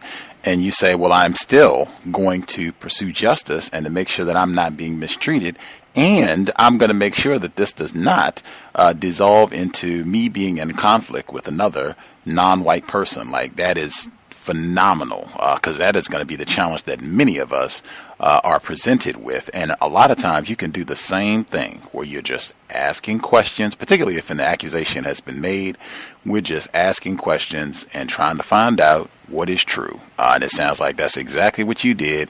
And that took things exactly where it needed to go. Just asking questions and just trying to ascertain what is true. what happened? Is this true? If there's an accusation, is this true? And that's where you just want to slow the conversation down. I shooed you away. Exactly what you did. That's A+. I shooed you away. Okay. When did I shoo you away? Did I? Is that what I said? What did I say when I shooed you? Just walk us through it.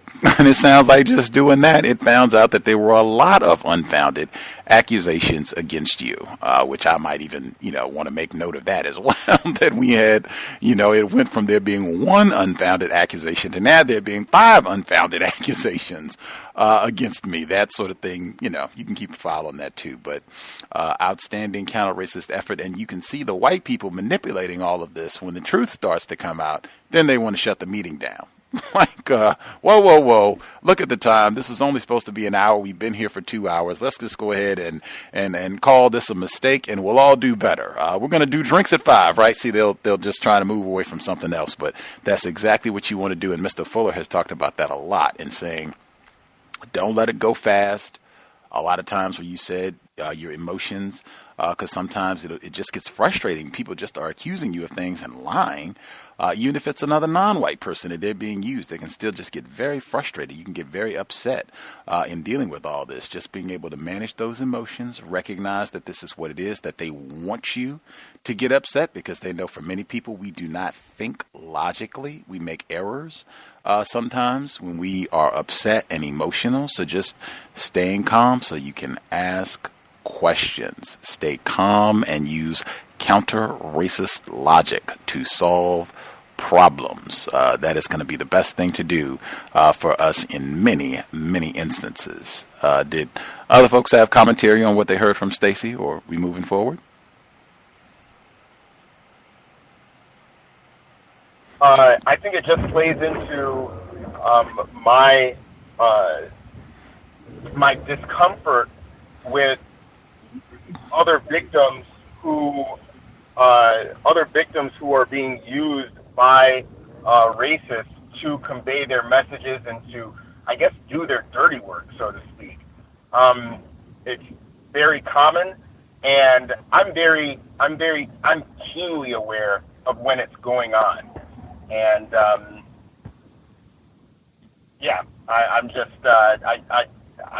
very against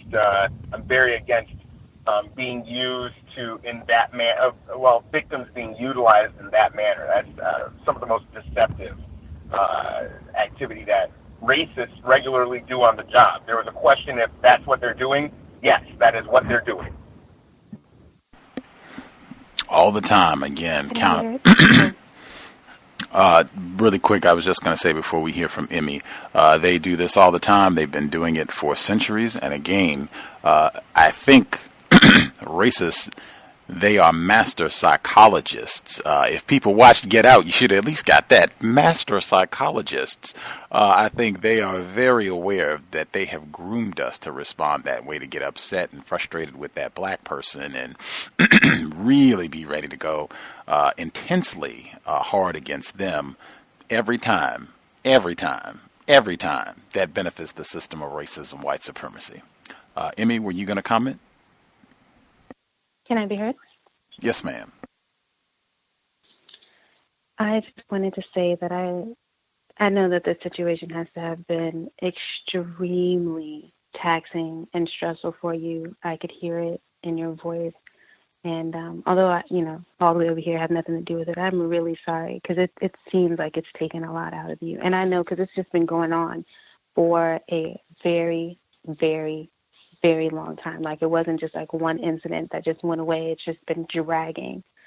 I wanted to ask you, did you manage to record any of it by any chance? Not that you want to like use it against her or anything like that. I was just curious if you did. Because I think in your situation, recording would be extremely helpful. It almost sounds like the whole thing has been resolved at this point. But if not, and there are going to be like further conversations, just because for her to have derived a whole lot of fake instances, like she over-exaggerated things or like she just misconstrued a whole lot of your behaviors, I would totally feel at this point that I need to be recording a lot of my interactions with people, because it seems like everybody is just like on high alert whenever they're around you, and just going to be like hyper extra. I don't know if that makes sense, but they're just going to be doing the most. And that was one question I had for you. And then I'm pretty sure you've been taking your notes, which sounds good, like you, and if you haven't, then you have like a really great memory in retelling the story. And then I didn't know from the very beginning that you were talking about a non-white female. I thought she was white, to be honest, for a little while. But if she was white, I'd be saying some different things. And I do agree that, like, we're always being used, even when we're not. Like, anytime we get a title, that's just pretty much what's happening. Anytime we get paid to do something with white, by white people, that's pretty much happening. We're just being used. That's the beginning of this whole thing. But I wanted to ask you, like, when you say that that you realize that she's very insecure, do you feel like she's an insecure, like you have to be like real vigilant about her, or like insecure, like you realize that she was just a peon? Like is she really trying to appease these white people, or she's just as confused as everybody else, and it's like she's not even sure really what's going on? I was just curious about your assessment of her afterwards, because you said that she was insecure a lot of times. Hi. Firstly, before I answer the question, I really do want to say thank you to everybody, because yes, this has been going on for a long time. And let me make it clear, this is just one of many things that I'm dealing with in that place. And the terrorism has been going on in this team for over 3 years. So there is a bigger agenda here, and I'm just keeping it focused to one bit of the terrorist campaign. In terms of recording, I give them detailed notes. I haven't had a chance this week to write up the notes, but I intend to, because warts and all, and to be honest, she will be revealed in terms of her insecurities and her issues when I provide those notes. But, and again, this is the challenge. I can't do anything about that, because again, I'm not intending to make it an issue between the two of us, but the fact is, these were a number of unfounded accusations made against me. I have been made to sit and listen to somebody express their insecurities for 2 hours. Quite frankly, even if there wasn't an accusation made against me by somebody else at the start of this, in everyday interactions between people in organizations, whether this is about racism or anything else, people get on people's nerves. People misunderstand things all the time. I could sit every single person down in that team and tell them what I think of them and how many times they've irritated me. Is this what we do? It's just ridiculous. So I have detailed notes. I haven't had a chance to write up these notes, but they will be getting them. And also identifying all of the other things that came out during that meeting, which demonstrate their bias against me and their inappropriateness. I just haven't gone through every single accusation that was being made. I'm trying to remember all the questions that you asked me.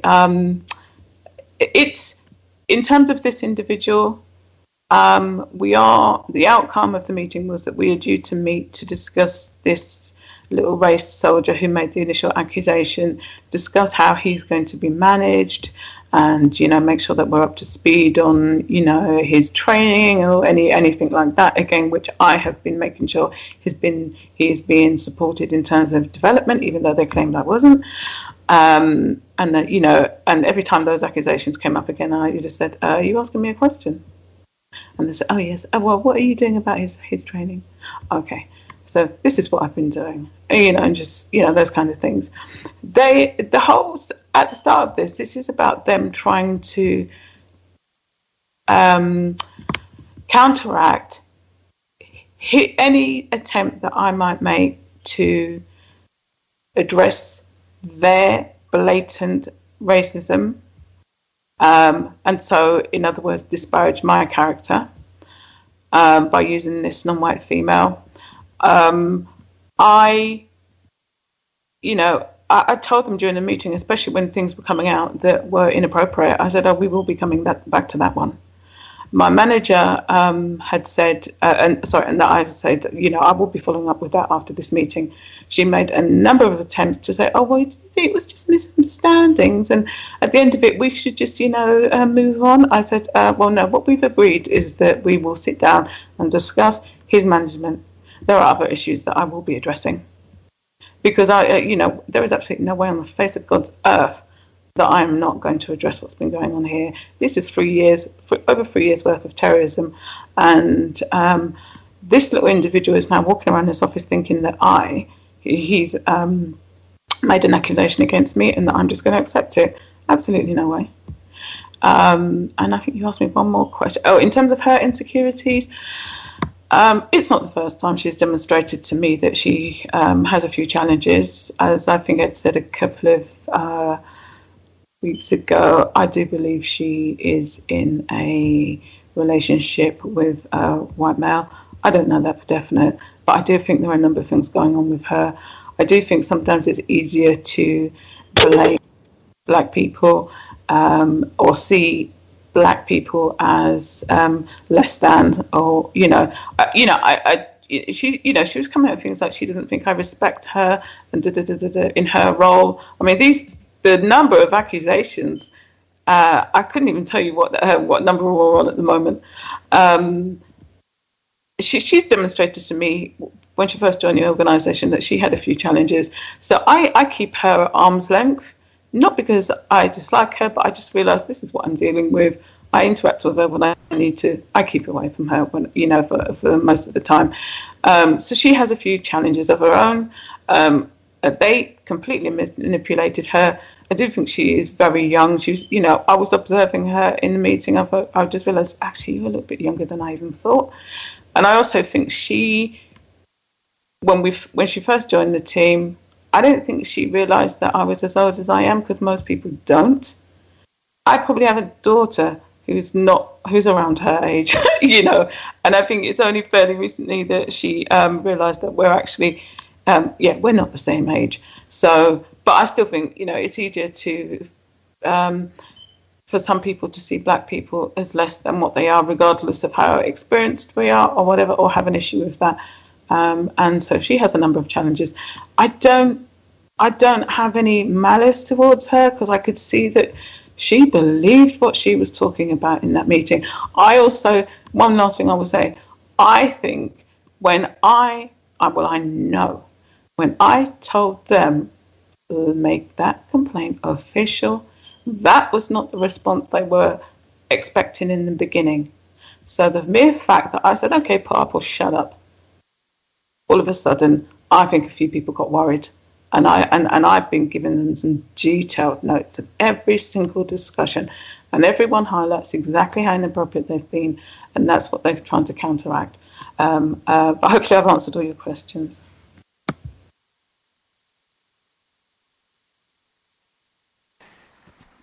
Context of White Supremacy. I guess Emmy will let us know if you missed any details. I can repeat a suggestion that I gave out a while back, and that was take accusations seriously.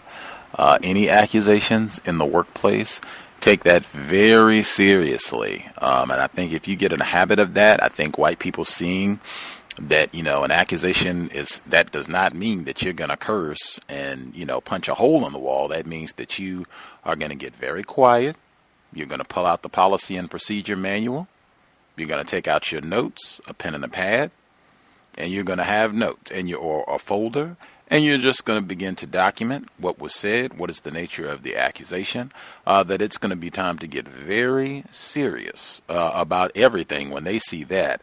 That right there, I think, sends a strong message to racists on the job in terms of them messing with you and just how seriously you're going to take things. And that this is not going to be something where you're led with your emotions and how you address this problem. Other folks, much obliged for the details. We'll be glad to hear all that updated as this continues. Did other folks have commentary for workplace racism? We're getting to the last hour of the broadcast. The number again, 641-715-3640.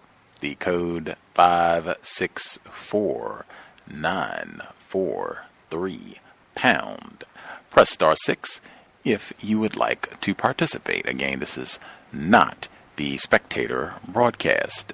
Some of the folks who wrote in, make sure I get in all the emails. Number one, whereas the second one, I listen to this program religiously and find it to be very interesting. However, a growing number of jobs are becoming at-will employment. This means you can be fired with or without cause. In such an environment, becoming an annoyance to your employer, i.e. asking too many questions, taking notes, etc., can get you fired. The solution is quote-unquote political activism to reduce and or eliminate at-will jobs and to strengthen unions and collective action. Some of that I'm not sure in terms of the details when we say collective action, in terms of what that means. I think in a lot of states they already have quote-unquote what they call at-will employment, or I think in some states they call this, or some jurisdictions they call this right to work. Where it's the same thing, where white people, they can just fire you anytime they want to, with or without cause. I think many of the laws are weighted in that direction. I've concluded things are going to be this way. The solution is to replace white supremacy with justice, that there can be all sorts of political activism, and you can have all sorts of collective action, and quote unions can be as strong as they want to, as long as the system of white supremacy exists. These problems are still going to exist for black people at work, period, even if they are self-employed. Did other folks have commentary that they wanted to share? Can I be heard? Hang on one second, Mr. Steele. Other folks have commentary that they wanted to share?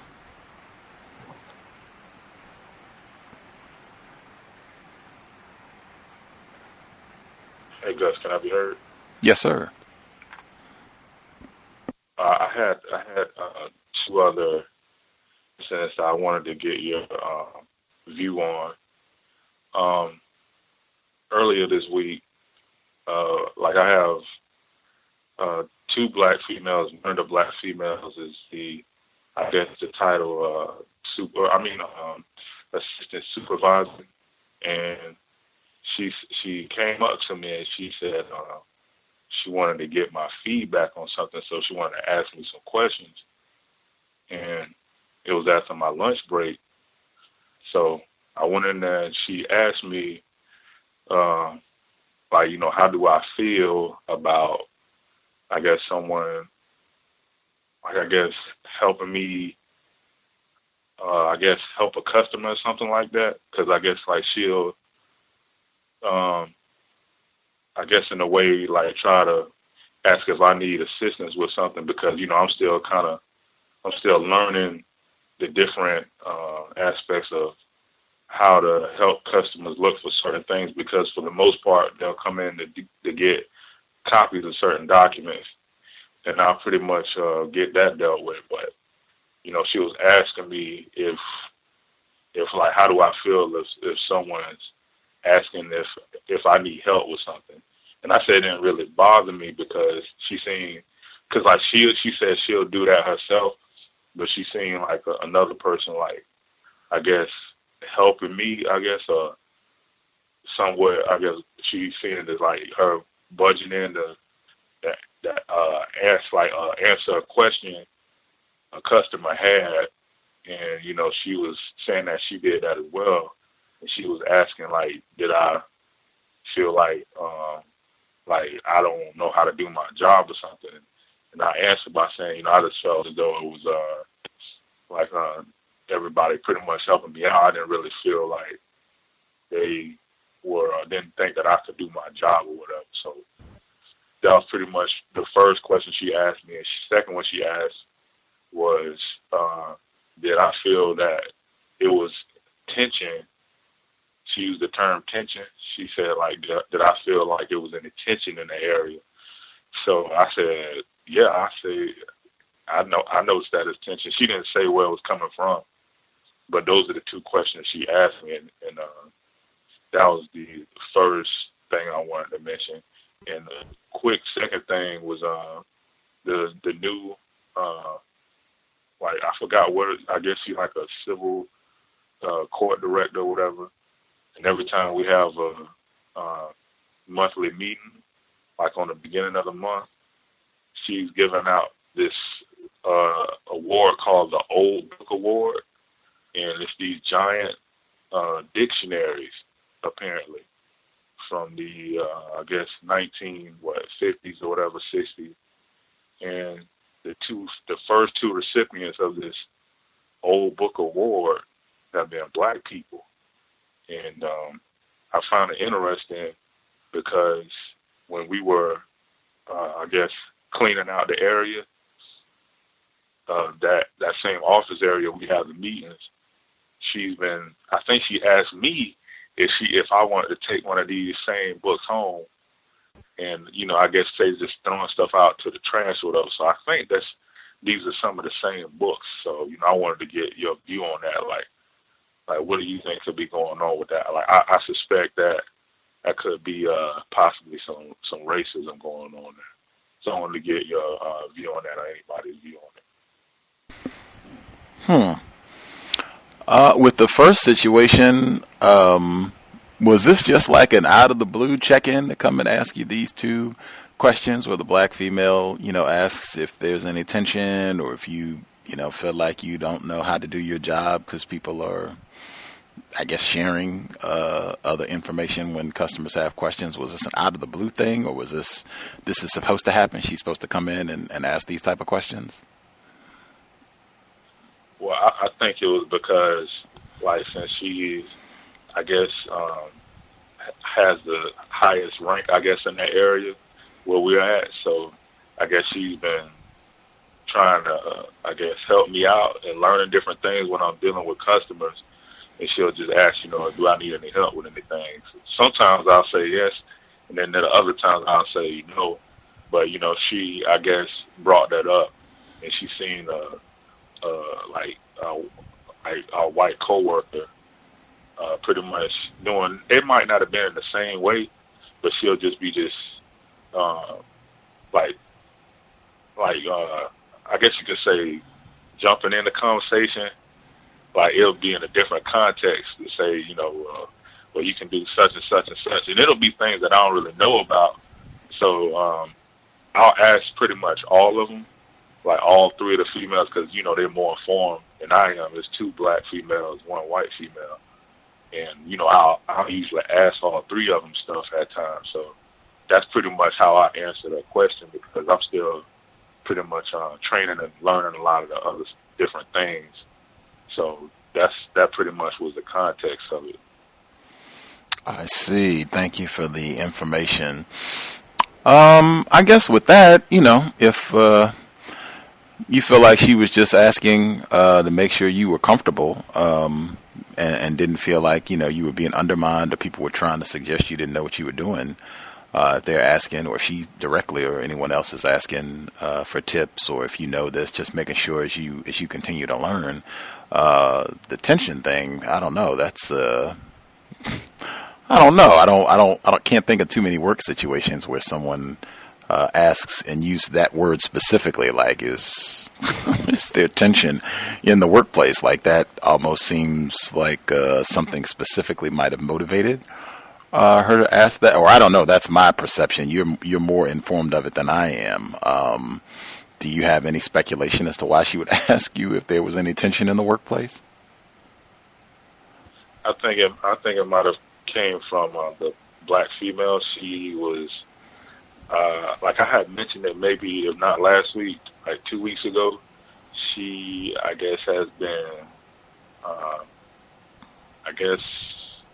talked to, I guess, about something that she was doing. I'm not sure what it all was, but I know she was pretty much crying a whole lot, and she took the later half of last week off. And, I guess she was talking about it, and they kept using the term fair as far as how, they're being treated, I guess, in comparison to how a white person is being treated. So I guess she might have noticed that it's some tension between two of the ladies there, black female, white female, or white woman. And I think that's what she may be referring to, because she didn't specify where the tension was coming from. I don't think she thought it came from me, or maybe she did, but I think she might have been talking about the other people in the area. So I had answered yes. I answered yes to that question about, I do sense tension, and not only in that, like our department, but just in the whole building, really. I do remember some of the details from you discussing that previously. With that, having that in mind now, I mean that there probably is some talk with all that going on and some investigation. That's my general sense, that whites, they try to at least give that veneer of doing the correct thing, and we're gonna take this seriously, and we're gonna have an investigation and talk to everyone and all of that. So that's probably is what spurred all this. That, I mean, if you answered, you told the truth, you answered their questions, no problem there. I guess you can just observe and see how that unfolds, if they have a follow-up or a change in policy or what have you based on those accusations, and then them going around and talking to everybody. What was the other situation, the second one? Yes, sir. It was that book. Oh, the book, the old book, giving out the old book award. And you said black people have been the only people to get this so far? It's been only two of them given out so far, and there's two black people. Yeah, white people, I mean, and I mean, you've talked about on with this work environment, I think, where white people have been real crony-ish about things, where a white person was going to leave, and then they timed it so that, like, their son or other relative could get their job, and it would only be a limited window, so, just kind of withholding information so that they can pass things within the family line, jobs within the family line. White people do so much talking amongst themselves that they could have a whole, code out about why they're doing this, and this could be their own little private joke in terms of what this is about with the old book thing. Just nothing would surprise me. Anything that seems like, oh, this is white people trying to show some sort of appreciation for you on the job, unless it's a raise, a bonus. An extra week of paid vacation, unless it's something like that. If it's just going to be some tacky, little ornament that I'm supposed to put on my office or take home or what have you, I mean, come on, get out. Come on, I would just assume that this is just more white tackiness and leave it at that. And the same thing, you said they offered you some books or something that they were disposing of or whatever the case. They asked if you wanted some. Is that correct? Yes, sir. I believe it was pretty. If I could safely assume, I believe that they were trying to, the same female or woman, she was offering me that same book. I think it was the same one. It was a giant dictionary, and it was very old. Yeah. I mean, just, I do like older dictionaries. So, I mean, if you are interested, in having, one just to check out, or what have you, but it's been my experience that a lot of times that's just more tackiness. White people looking to give black people something that's old and worthless that they're looking to get rid of, as opposed to, again, can I get a couple extra days of vacation? Can I get, a 25% increase on my salary? That sort of thing. Can I get, can I keep the same pay and get, a 15% reduction in the number of hours I have to work per week? That would be, hey, now we're getting somewhere. You can have this, moldy book from 50 years ago that we just dug out of the attic. Do you want to take that? I mean, come on. That's about what I can expect from white coworkers.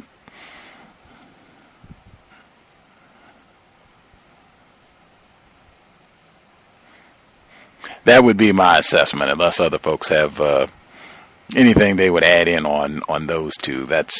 Those would be my thoughts. Other folks have commentary they wanted to get in last last segment of the program. Other folks have either commentary, questions. I had one more email I want to get in as well. Other folks have commentary?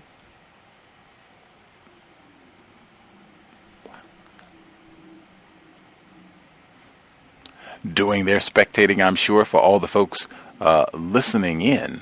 If you are doing that great at work, that is wonderful. I'm so happy for you. I hope it continues for the rest of your career. You move right up on the ladder, get that huge office, big desk, and then you can also invest in the C.O.W.S and any other counter-racist work that you think is constructive. You can hit the C.O.W.S racism-notes.blogspot.com, racism-notes.blogspot.com. PayPal button is in the top right corner. If you're not into PayPal, drop us an email. We will get you a physical mailing address. Huge thanks to all the folks who have supported us 8+ years. And definitely for the folks who are spectating, if you're not having problems in the workplace, absolutely share a few coins. The C.O.W.S, other folks who are doing constructive counter-racist work. One of the other folks who emailed in,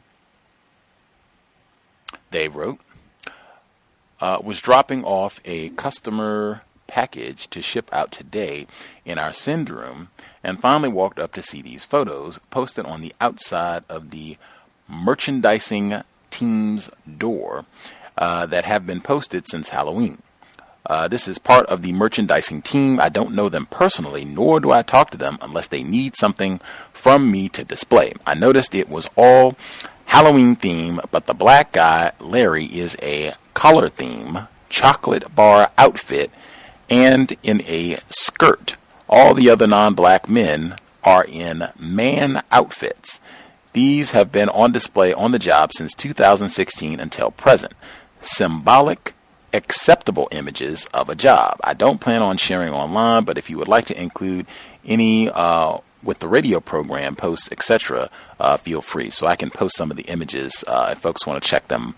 If folks want to check them out, and it's a lot of just white tackiness. It looks like most of these costumes are white people. I don't see anybody who, to me would be classified as non-white in these different outfits, but they have what looks like a white male in blackface with a skirt on and some other looks like a gold chain or what have you. And his name is Godiva. So this is apparently one of the race soldiers that works there. And he's dressed up as Godiva, which is the name of a chocolate. Very expensive chocolate, one of the premier chocolates as I understand it. I think that might be a major Dr. Welsing moment. And they have other images as well. If folks want to check these out, I guess I could share so you could get a close-up image. But yeah, having this sort of thing in the workplace, that's why I just would want to get a reputation. I've been saying that for years, getting a reputation that you don't participate in this sort of thing, that you're just not joking into this. If anything, I would just take a picture for your records that this sort of thing is condoned, acceptable in the workplace, and keep it moving. Other folks commentary they wanted to share, and this is incidentally, this is from the same black male who shared about the workplace situation where they accused him of violating policy because he went to retrieve items that were not in the inventory, and it turns out that they were there. And they told him that was wrong, and he was messing up, and he was breaking the rules, and all that. This is the same employee, same work environment.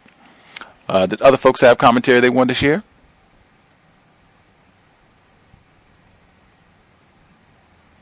And they're spectating still. Mr. Steele, did you want to get your other observation in?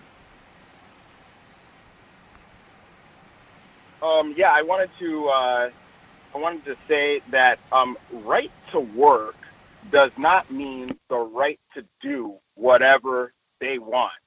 Employers are still bound by rules that an Equal Employment Opportunity Act stipulations that prevent you from being fired because of your gender, because of your age, because of your race, because of your country of origin, and I believe religion may be thrown in there as well. I don't know about religion, but the way you deal with a right to work situation. I've spoken with some employment attorneys about this, is that you create a preponderance of evidence to support any claims that they may have violated some of these basic stipulations that are outlined in the Equal Employment Opportunity Act.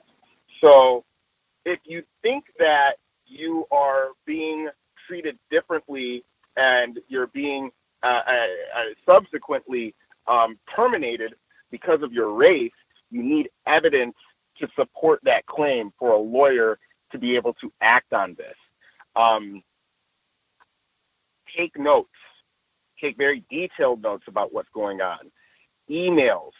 Get your be comfortable asking your managers to email you their instructions, to email you their critiques, to email you any sort of accusations, and all of this can be used against them when the time is right. And especially if you have a lot of evidence, especially if you've been doing your job on your job and collecting evidence against these monsters. Anyway, I'm just going to say, do not let the words right to work convince you that these people have the right to do whatever they want, because they do not.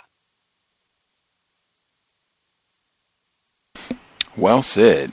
Be informed about your workplace situation. That's one of the best things that you can do to defend yourself on the job. Know your policy and procedure. Know as many rules and regulations for your geographic location as you can. That will also be extremely helpful in your workplace situation. Did other folks have commentary that they wanted to get in? Any questions, observations, suggestions that they wanted to share? Can I be heard? Yes, sir. It's kind of, I'm not going to go off track. It kind of pertains to workplace racism, but I was actually at work. I have a Kindle that I use, and I remember one of the comments that you had made last week. I don't think it was on workplace racism, but it was in reference to at one point, Ebony magazine had a lot more constructive content. And I just Googled something, and it was amazing that I found Dr. Welsing had she wrote 2 or 3 articles that were published in Ebony magazine, and I just mentioned that because it was just amazing to even see that. It was about 2 pages, and she was speaking, specifically about white supremacy. I think it was in late 60s maybe. And it's just amazing to put that in context, and now to see the quote-unquote controversy that some of the former employees that were writing for Ebony, that they're not getting paid, but just the importance of, journalism and the fact that, Dr. Welsing actually used to write for Ebony, and now that publication no longer, has articles that are that explicit about racism, white supremacy, and the importance of having, people in the workplace that are going to write honestly about workplace racism and just about racism in general. But I just found that was great, and I was reading that at work, and it was good that Gus had shared that with us and had me do a little research. So I just wanted to share that. I thought it was important.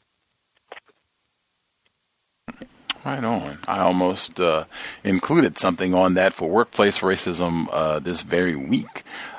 Because that continues to be the case. And for me, writing for Atlanta Black Star, that is my workplace racism. And writing about racism, I state that every time that I post any articles that I write, I state that it is very, very challenging being a black person and trying to write about white supremacy racism. It is super difficult for a variety of reasons and has been for years and years and years and years.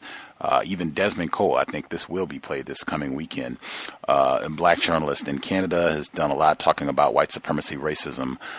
He was talking about why he resigned from the Toronto Star, one of the major newspapers. I think that might be the main newspaper in Toronto. He resigned because they admonished him for his activist work dealing with racism, dealing specifically with issues addressing how the racist activity of police in Toronto. and he said they admonished him for his conduct, for his activist work. And same type of thing. They couldn't tell him where it was in the policy and procedure, and he didn't even know that this was an issue. So he just resigned. And he said, he felt like he was being policed for his activist work, specifically dealing with racism. And he even included more information where he said he had been told in his career specifically that he wrote too much about racism and that they cut his column back from twice a week to once a week. And all of this is workplace racism. This is his job. He's a journalist. All of that impacts, your portfolio. You don't get to write as much. You're not accumulating as much content. You don't make as much money. All of that, and it being directly tied to racism. So I would just say specifically with that, anybody, if your job entails you talking about racism and you are a black person, I would just try to be very clear, very honest with yourself. Begin with that. Be very honest with yourself about why you are doing this. Are you doing this to make money? Are you doing this because you want to have a career? Are you doing this because you're trying to use this as a means to replace white supremacy with justice? Just be very clear with why you're doing it. And it seemed, at least in the case with Mr. Cole, his reason for doing this was to try to use this as a means to replace white supremacy with justice. And if they were not going to allow him to do that effectively, I'll resign and just find another way to do it. Seems like that just seems logical to me. His thought process, if it had been something else, if he was doing it for the coins, then you just stay there and talk about something else. That's not what he decided. So that would be my suggestion. If your job, if what you do to earn coins is directly dealing with racism, white supremacy, and that is becoming a problem, a source of conflict, just be very honest, very clear with yourself why you are doing this, and that'll help you make decisions. Right on. Did other folks have commentary? Did we hear Stacy still hanging in with us? I think it's after 3 a.m. Friday morning UK time. Did you have commentary? Yeah, hi guys. It's 3:17 in the morning. I just realised there was one more thing, a comment that Emmy made. So I just wanted to clarify just on a point about she thought initially that it was a white female that had brought the accusations to me.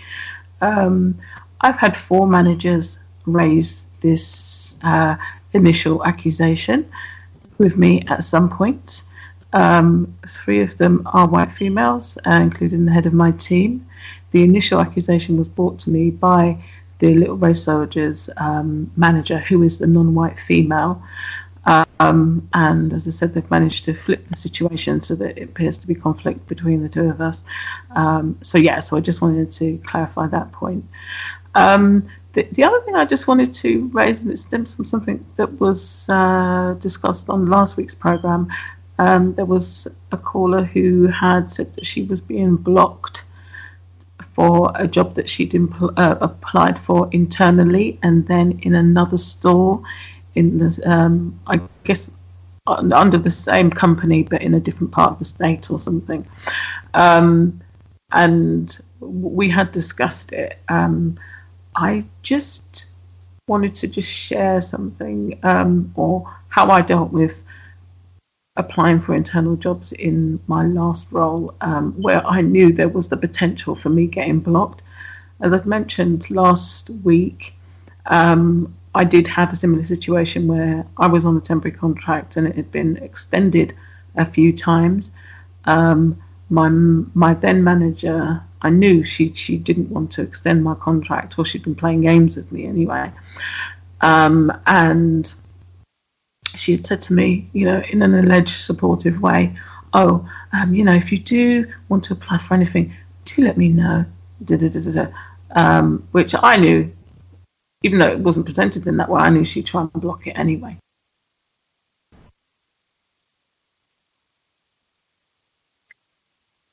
That I'd applied for, I'd been interviewed. It's a 2-stage interview process, and she tried to undermine me by giving negative feedback in the interim. But what I'd done, because I was trying to make sure that she didn't know I was applying for jobs, most of the interviews are internal, or in the same building. So I knew I had an interview coming up, I do a lot of external meetings with different organisations, and obviously when you're going for an interview, you have to dress a bit more smarter than usual. So what I did leading up to the date of my interview, I just changed the way I dressed. So I started to dress more smart, and I remember her commenting on my, my attire. I said, "Oh no, we've just got meetings coming up, so I just thought I'd dressed extra smart because there's a lot of more senior people in the room." Just sort of brushed it off. And so why I did that is because on the day of my actual interview, then I just wouldn't look out of the ordinary. That I was actually dressed as if I was going for an interview.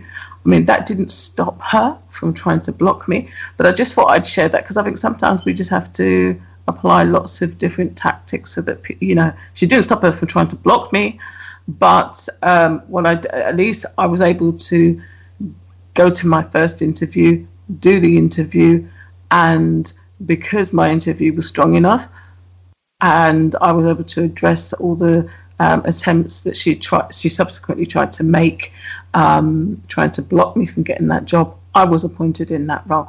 But I just wanted to share that. Hopefully it's useful to somebody else as just a way of trying to navigate the terrorism that we face. Here. Expect all sorts of blockage from racist woman, racist man, racist child. Absolutely. That doesn't mean, be ambitious, be extremely ambitious, and try to get everything that's of constructive value that you can, money, positions, all of that, but just expect massive resistance along the way. Can I be heard? Yes, ma'am. Miss Stacy, the one question I wanted that I asked, but I don't think I asked a bunch, so it got confused. Did you record anything?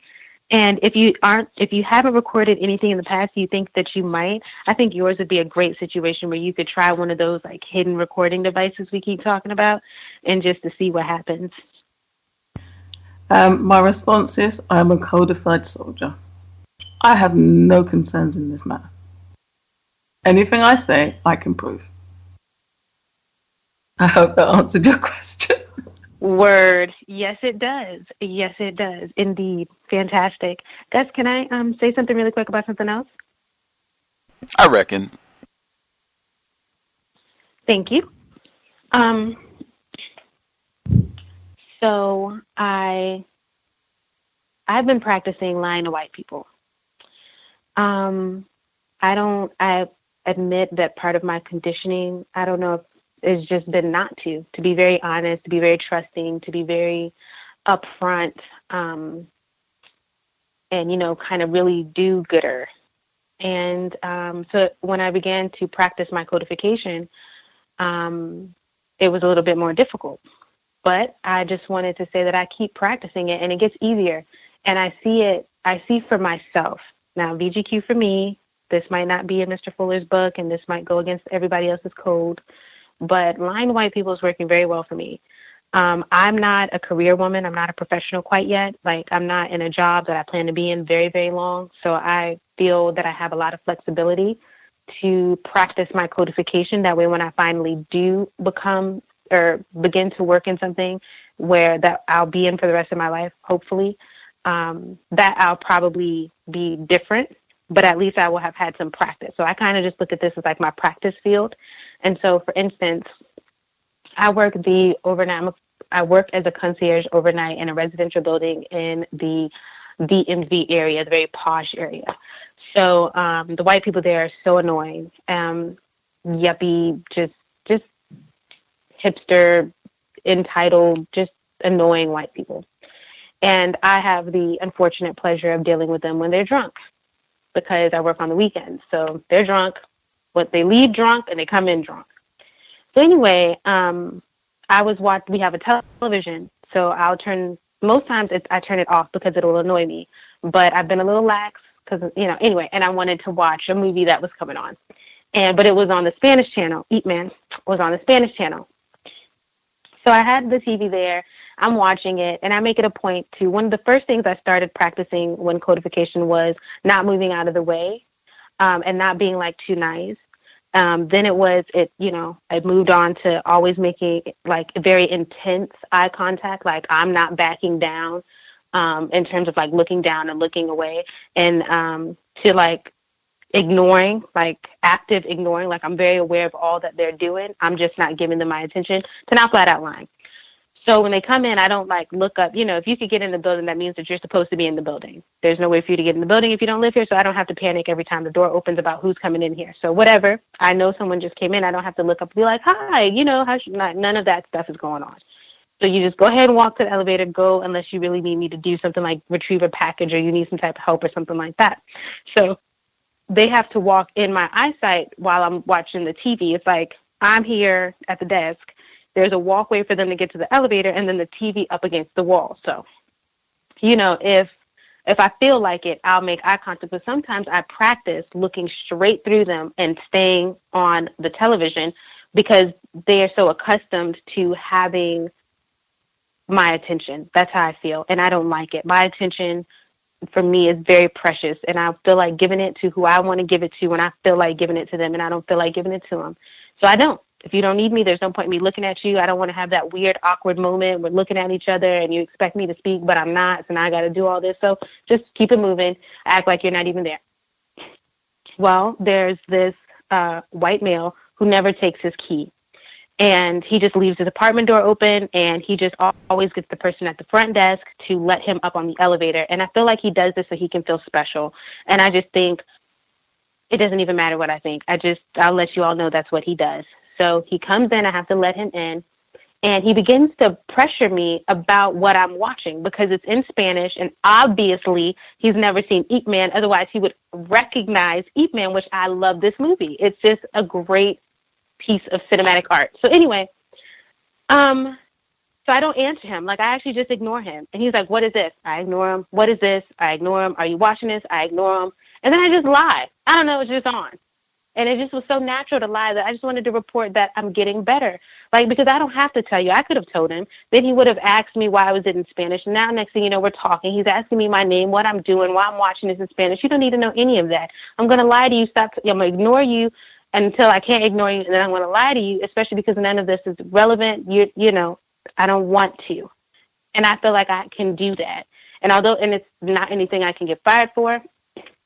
No one, you can report to property management. Oh, she's watching whatever, but I can do that because I work the overnight. So moving on. And then when I told him, I was like, yeah, it's just on, which is a lie. I purposely looked for this movie to watch it.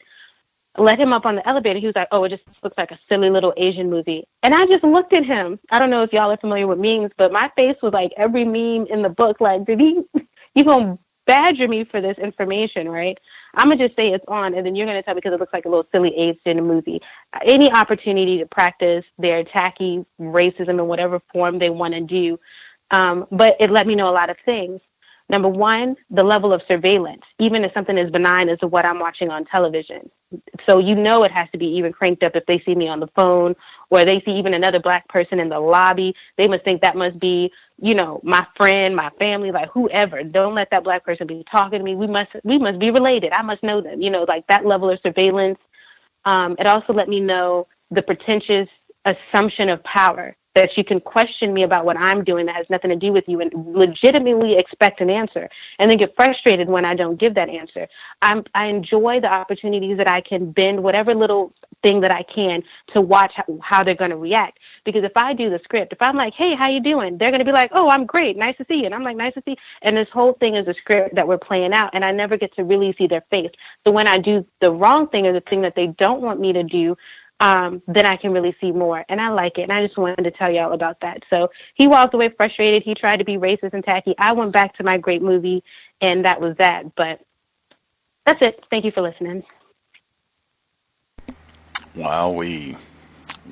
The surveillance, that is real. According to, we are doing study session number 7 tomorrow, Coretta Scott King, My Life, My Love, My Legacy, where she said she and her husband, Dr. King, were naive about the level of surveillance that they were under. Take that seriously. And I, particularly in the workplace, take it very seriously that you are under surveillance by your coworkers, and if they're even white patrons or clients or what have you, you'll be under surveillance from them too. So just keep that in mind at all times. The caller at 4689. Did you have commentary? You should be with us as well. Hello? Yes, sir.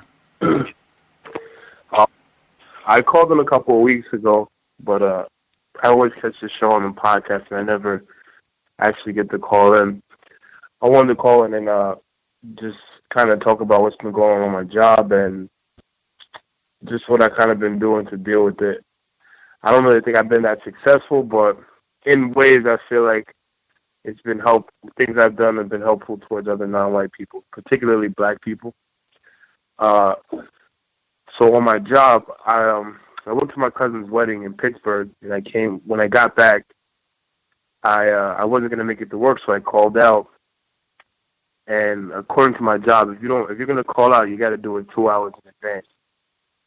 I wasn't there. I didn't do that because the last time I called was after a snowstorm, and I was going to be 20 minutes late. So they told me to take the day off. This is after I paid like $20 for a cab to get to the train station to go to work. So I was like, you know what, let me try to get there first and then I'll call out. So I got suspended for 2 days. I called the office and I spoke to one of the people in the office, and basically I let him know that there's a flaw in his system, that if I could possibly make it, it would be logical to try to make it before calling out or before saying I'll be late and being told to stay home. So I was suspended for 1 day instead of 2 days, like they originally said.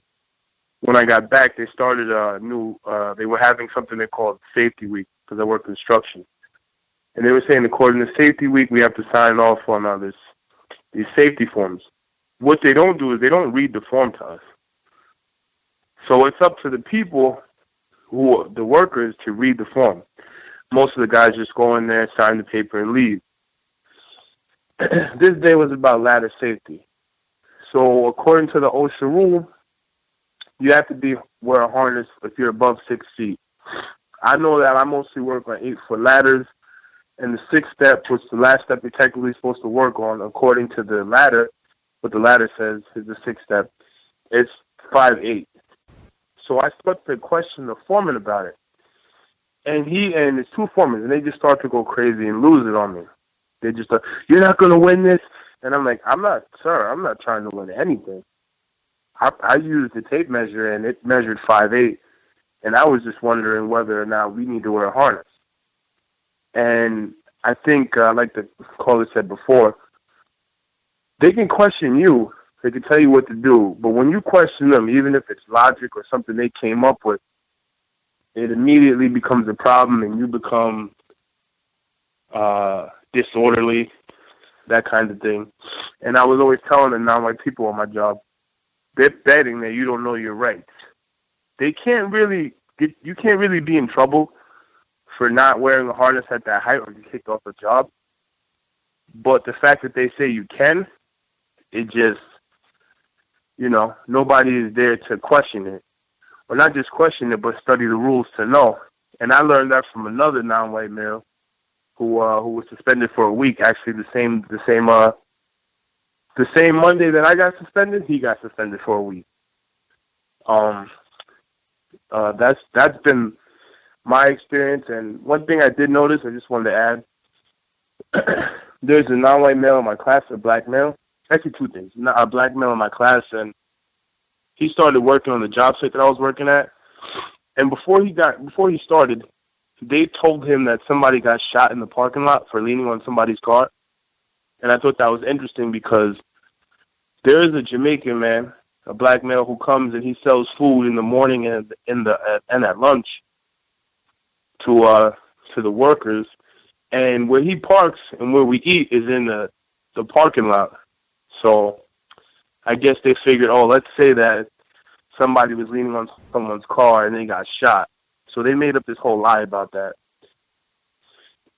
And another thing I've noticed is there's been a lot of non-white Hispanic males on the job making really racial comments. I mean, like, not just racial, but racist comments. And I find that it's really hard to get black people to accept the fact that just because someone's non-white doesn't mean that they're black. And it doesn't mean that they identify with you, even though you identify with them. And that's been like, it's been a consistent thing I've noticed. These people will say I've been referred to as a monkey and told that that Trump is going to send me back to Africa and I'm going to be eating bananas and trees. I've been told just a lot of things, and these same black males continue to affiliate themselves with these Hispanic males, and I just tell them that, those people are not your friends, and they don't have your best interest at heart. And, on the system of white supremacy, I don't think any of us really have friends, but I think that we should be just as suspicious of them, because many of them classify themselves as white. And that's all I want to say. For me, that's the most important thing. I make an effort to not use the term, Hispanic, Latino. They might have a whole lot of other ones that they come up with, but the crucial issue, are you classified, accepted as white? Yes or no? That's the crucial statement. As you said, a lot of these individuals, it turns out that they are accepted, classified as white. You do have individuals who are racist, white supremacists, and it just happens that they speak Spanish. You have a lot of that on the planet. In terms of, I guess, black people on your job, not understanding that these individuals who could just be racists, that could be the case, or they could be non-white, non-black people who just are verbalizing their anti-blackness. That could be the case as well. I would take the same position, whether they're racist, whether they're white or not. I would take the same position that I would with racists. If they're racists on the job and black people think that they're cool, they're great, they think these white people are their buddies, united and independent. I probably wouldn't invest a whole lot of time and energy in trying to, change their minds or convince them otherwise. Unless we were, really, really close, really, really tight. And even then, I don't know how much effort I would, exert in trying to get them to change their view. It's been my experience that a lot of time it can be difficult to get people to change their analysis, particularly if they're strangers. And in a work context, I didn't really fill out the paperwork, the application, and go through the interview process to fraternize. I signed up to do specific duties to get a few nickels. Like any fraternizing that happens in that context is, just extracurricular. That's we try to minimize that. So I'm not going to do a whole. That's just me, and I'm kind of a curmudgeon anyway. I think some other people, they might invest more time and energy trying to reach out to those black people and let them know that they might want to reconsider who they're hanging out with, but I just, like I said, I don't know how much I would encourage investment in that. In terms of the rest of your situation, in terms of things that were happening there, just being informed, and I think that's one of the things we've been saying the whole time. That's a critical aspect of counter-racism, is keeping control of your emotions. You said when the guys who go, "You're not going to win this," what are you doing here? Just go. That sort of thing. When they start yelling and trying to get riled up, just be calm. Just be calm. Think. And I've said too, if you need time to think, like I'll have to think. If a question's been asked, I have to think about that. If you can give me some time to get back to you, I'll have to think about that. That should be allowed in most circumstances. So just, if you need to take time to think about what you want to do or how you want to respond on the job. But just being informed. I think you said that one of your, or I don't know, a person on the job recommended some good information to just being informed about what the rules and regulations are, and then asking questions and asserting that, hey, these are what the rules and regulations are. That's what I'm abiding by unless something has changed. Has something changed? And just doing that can be extremely helpful in any workplace situation. So be knowledgeable. That's why I say know the policy and procedure for wherever you happen to work at. Did other folks have commentary that they wanted to share?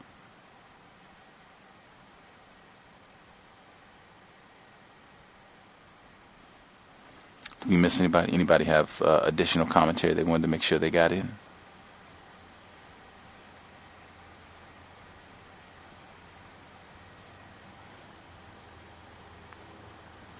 Everyone satisfied? We got everybody?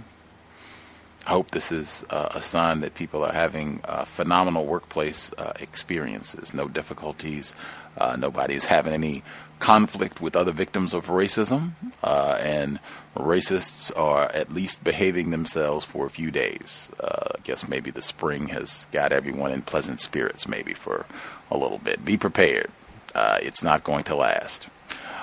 We will be here tomorrow, as I stated, study session number 7, the late Coretta Scott King, My Life, My Love, My Legacy, as told to Reverend Dr. Barbara Reynolds. We're picking up on chapter 18.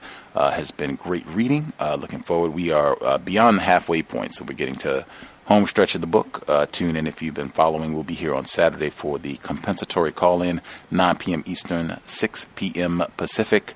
And we will be making up. Pam was supposed to be with us yesterday. She had the audacity to schedule a doctor's appointment for yesterday. The nerve. So we rescheduled. She'll be with us next Wednesday, same time. 8 p.m. Eastern, 7 p.m. Central, 5 p.m. Pacific. Will be great to have her back with us first time for the 2017 calendar year. If you have guest suggestions, if you have commentary, if you have something for workplace racism, drop an email. If you can't find something in the archives, untiljustice@gmail.com. untiljustice@gmail.com. I will make an effort to get back promptly. Thoroughly enjoyed it. Always look forward to workplace racism on Thursdays. I hope folks get constructive information, that the segment is worthy of your time and energy. Last check-in, anything folks want to share before we sign out? Thanks to all the folks for listening in. Stacy in the UK, Emmy, retired firefighter, Mr. Steele, all the other folks, female caller in Ohio, all the other folks who dialed in. Folks have anything else they need to get in before we conclude? Gus, can I ask a question? Yes, ma'am. A couple of programs ago, there was someone, I can't remember if she wrote in, I think she might have, about the child in the nursery who was being terrorized by a little white child, and that whole situation where he was under distress. I was just wondering if you'd heard anything more about that. I remember the situation that you were talking about, but I have not heard anything more. I think I don't know if the caller who shared all that information, if she's listening now, or if she would be down to give us an update on where things stand at this point. But I remember the details. I think she had some little race soldier child. He was like 7 or something. He was terrorizing the black children in the school and threatening, I think it was like lethal violence, like I'll kill you. And he was saying things like that and drawing pictures and things. And she was just sharing how she had reported this. She took pictures, and they were trying to develop a plan to protect the black child that was being terrorized, and all that, what to do. Yeah, I would like to get an update. If she's listening in, I guess that was workplace racism, because she worked there. That's how we were getting all this. So if you want to give us an update, that would be great. If you want to write it in, I would be happy to read. If you want to save it, and either we could do it this weekend at the compensatory call-in, or we could do it next Thursday for workplace racism. But yeah, I would appreciate an update on that as well. They are not ignorant. They're not ignorant. Racist man, racist woman, racist child. Good memory, Stacy in the UK.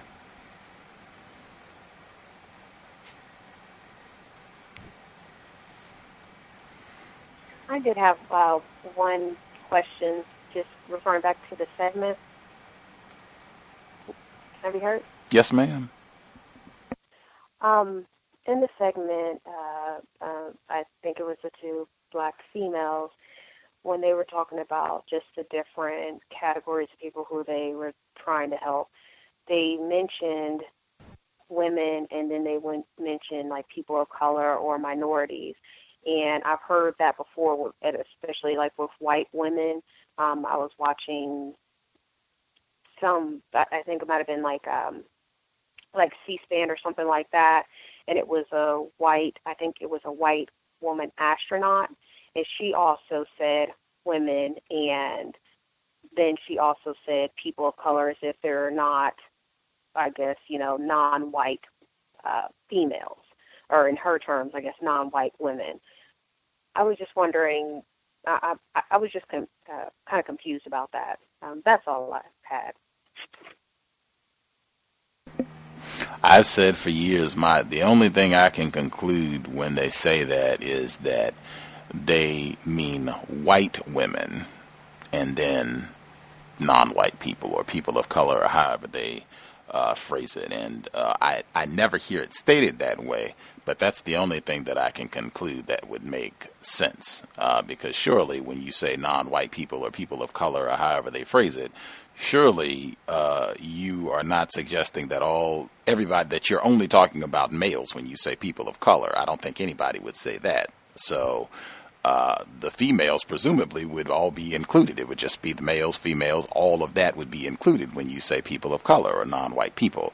I can only conclude that they mean white women, but they don't want to say that because that, I think, would call too much attention to, is that an adequate comparison? Like, are we saying white women are in some way treated like victims of white supremacy?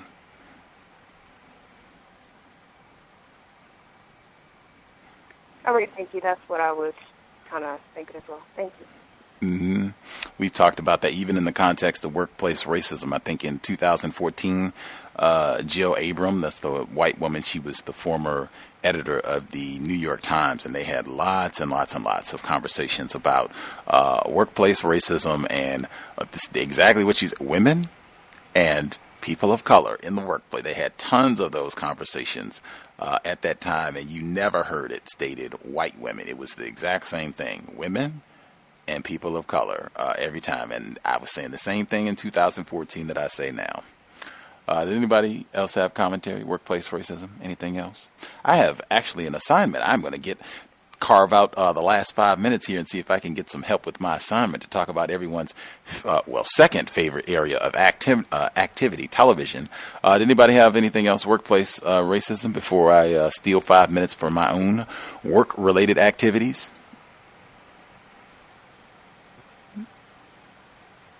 I assume folks are satisfied. I don't think I missed anybody on the switchboard.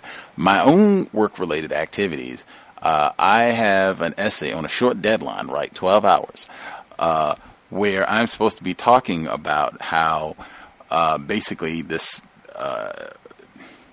tsunami of television programs and movies about racism.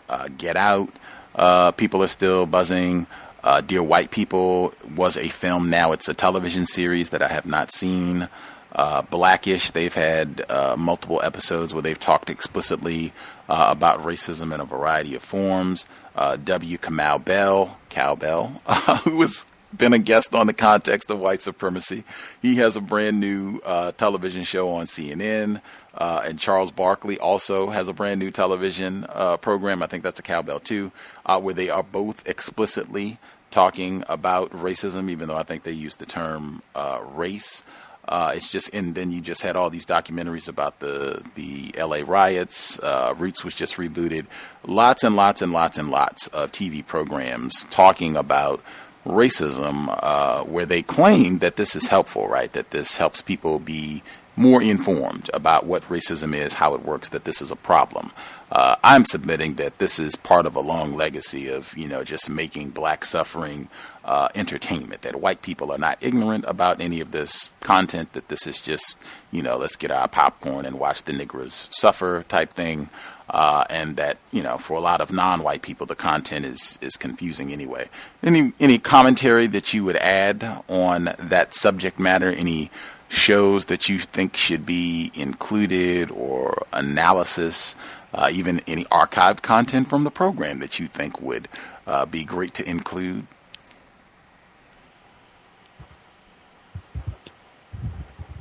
I would just include that, just theater, because all of the proponents on what makes things popular, non-white people suffer from it. Sexual violation, political violation, a physical violation, verbal. It has all the proponents to draw the attention of viewers, so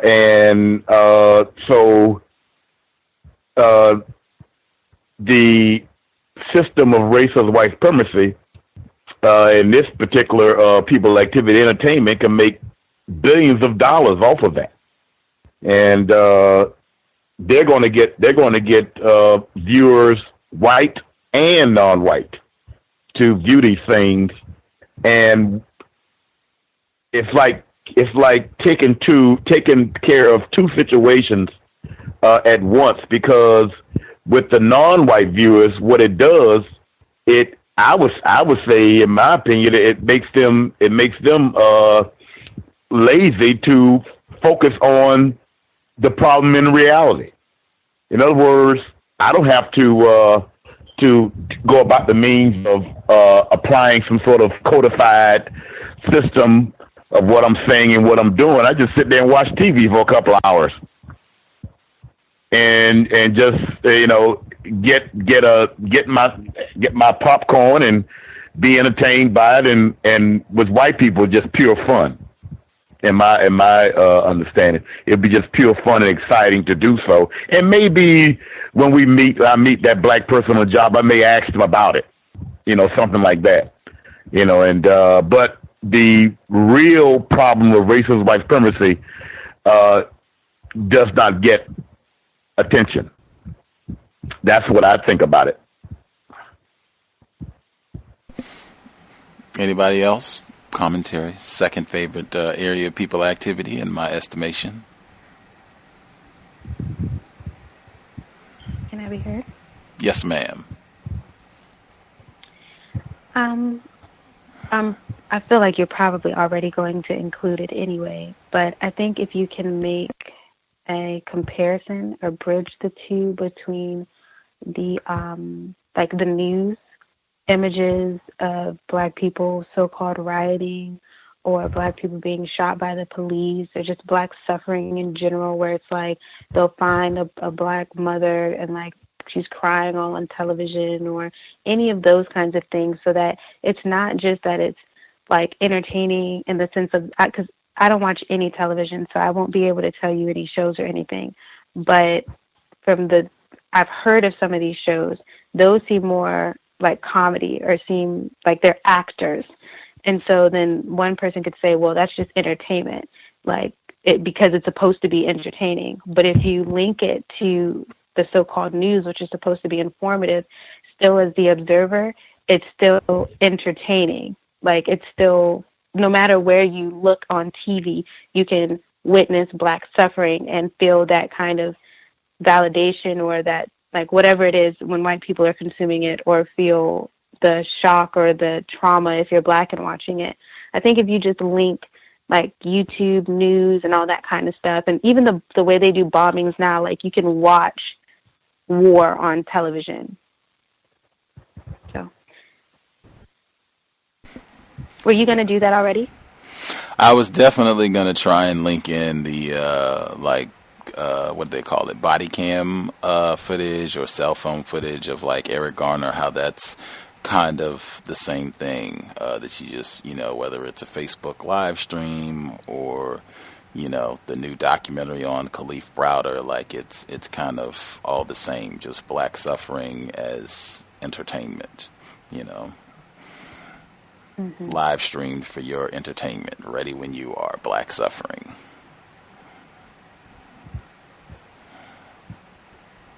Oh, and Black Mirror, White Bear, and the one with the soldier. Don't forget Black Mirror. Everyone's favorite, Black Mirror. Just saw that, the YouTube of that episode today.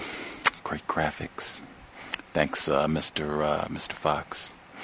Did anybody else anything on that subject, or folks satisfied?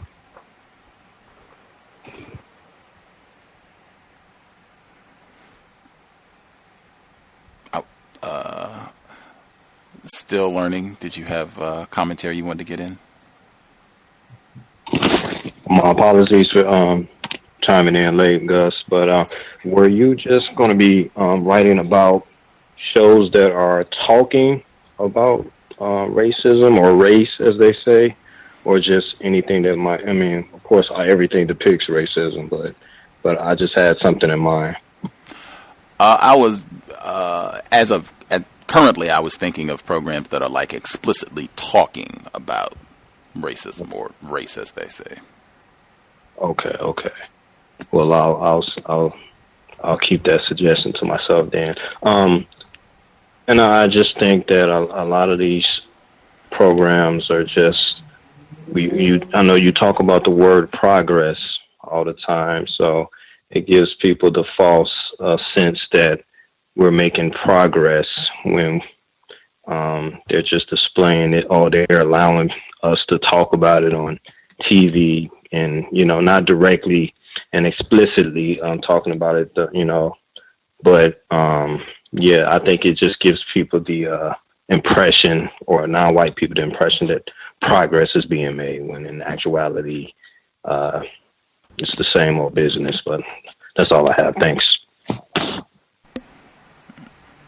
I agree. I think I'm going to have to even use some of the image. I was trying to think of something cool that happened in 1967, but I have failed. But I will have to use some of the hoopla from like Selma and Freedom Summer that happened just within the last couple of years or so, to contrast that, because they said that in the 1960s that when white people saw black children being hit with fire hoses and, Selma, the brutality on the bridge, Congressman John Lewis being, bludgeoned almost to death at Selma, that, hey, this is going to make white people do right. And, nothing could be further from the truth. We wouldn't have these problems now. In Mississippi, where they said that they're under a state of siege, black people are under state of siege this week in Mississippi, the ACLU in a lawsuit this week. That's,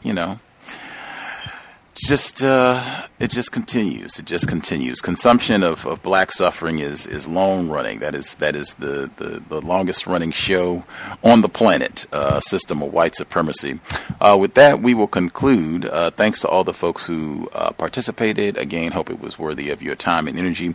We'll be here tomorrow. Study session number 7, My Life, My Love, My Legacy. The autobiography of Mrs. Coretta Scott King, 8 p.m. Eastern, 5 p.m. Pacific.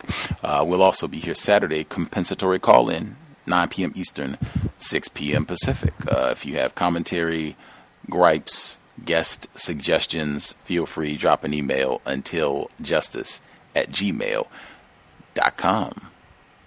I will again suggest, I know it is getting warm. We had some beautiful days here in the Pacific Northwest this week. Get out and enjoy the sun. I did, but you still want to be codified. You do not want to make an error like Gus T and get finagled into helping a white person, or any other lapses in codification. Principally, sobriety would be best under conditions of white supremacy. We do not want to be out and about intoxicated and just not thinking correctly. Anything could happen. You just want to be able to make correct decisions to get things done under the system of racism, white supremacy. You never know when you could be stopped, harassed by Daniel Holtzclaw, Darren Wilson, any other race soldier, badge or no. I do not think being under the influence is going to help that situation go better for you. That's it. Creator, we ask that you help us remain patient with other black people, victims of white supremacy. We ask that you help us remain patient with ourselves. Remind us to demonstrate the highest levels of black self-respect at all times, in all places, each and every time we are in contact with another black person. It has been time. Replace white supremacy with justice immediately. Cal signing out. Thanks all for tuning in. Nigga, you so brainwashed. I'm a victim, brother. Problem. You're a victim. Yeah. I'm a victim of 400 years of conditioning. Shut up. The man has programmed my conditioning. Mm-hmm. Even my conditioning has been conditioned.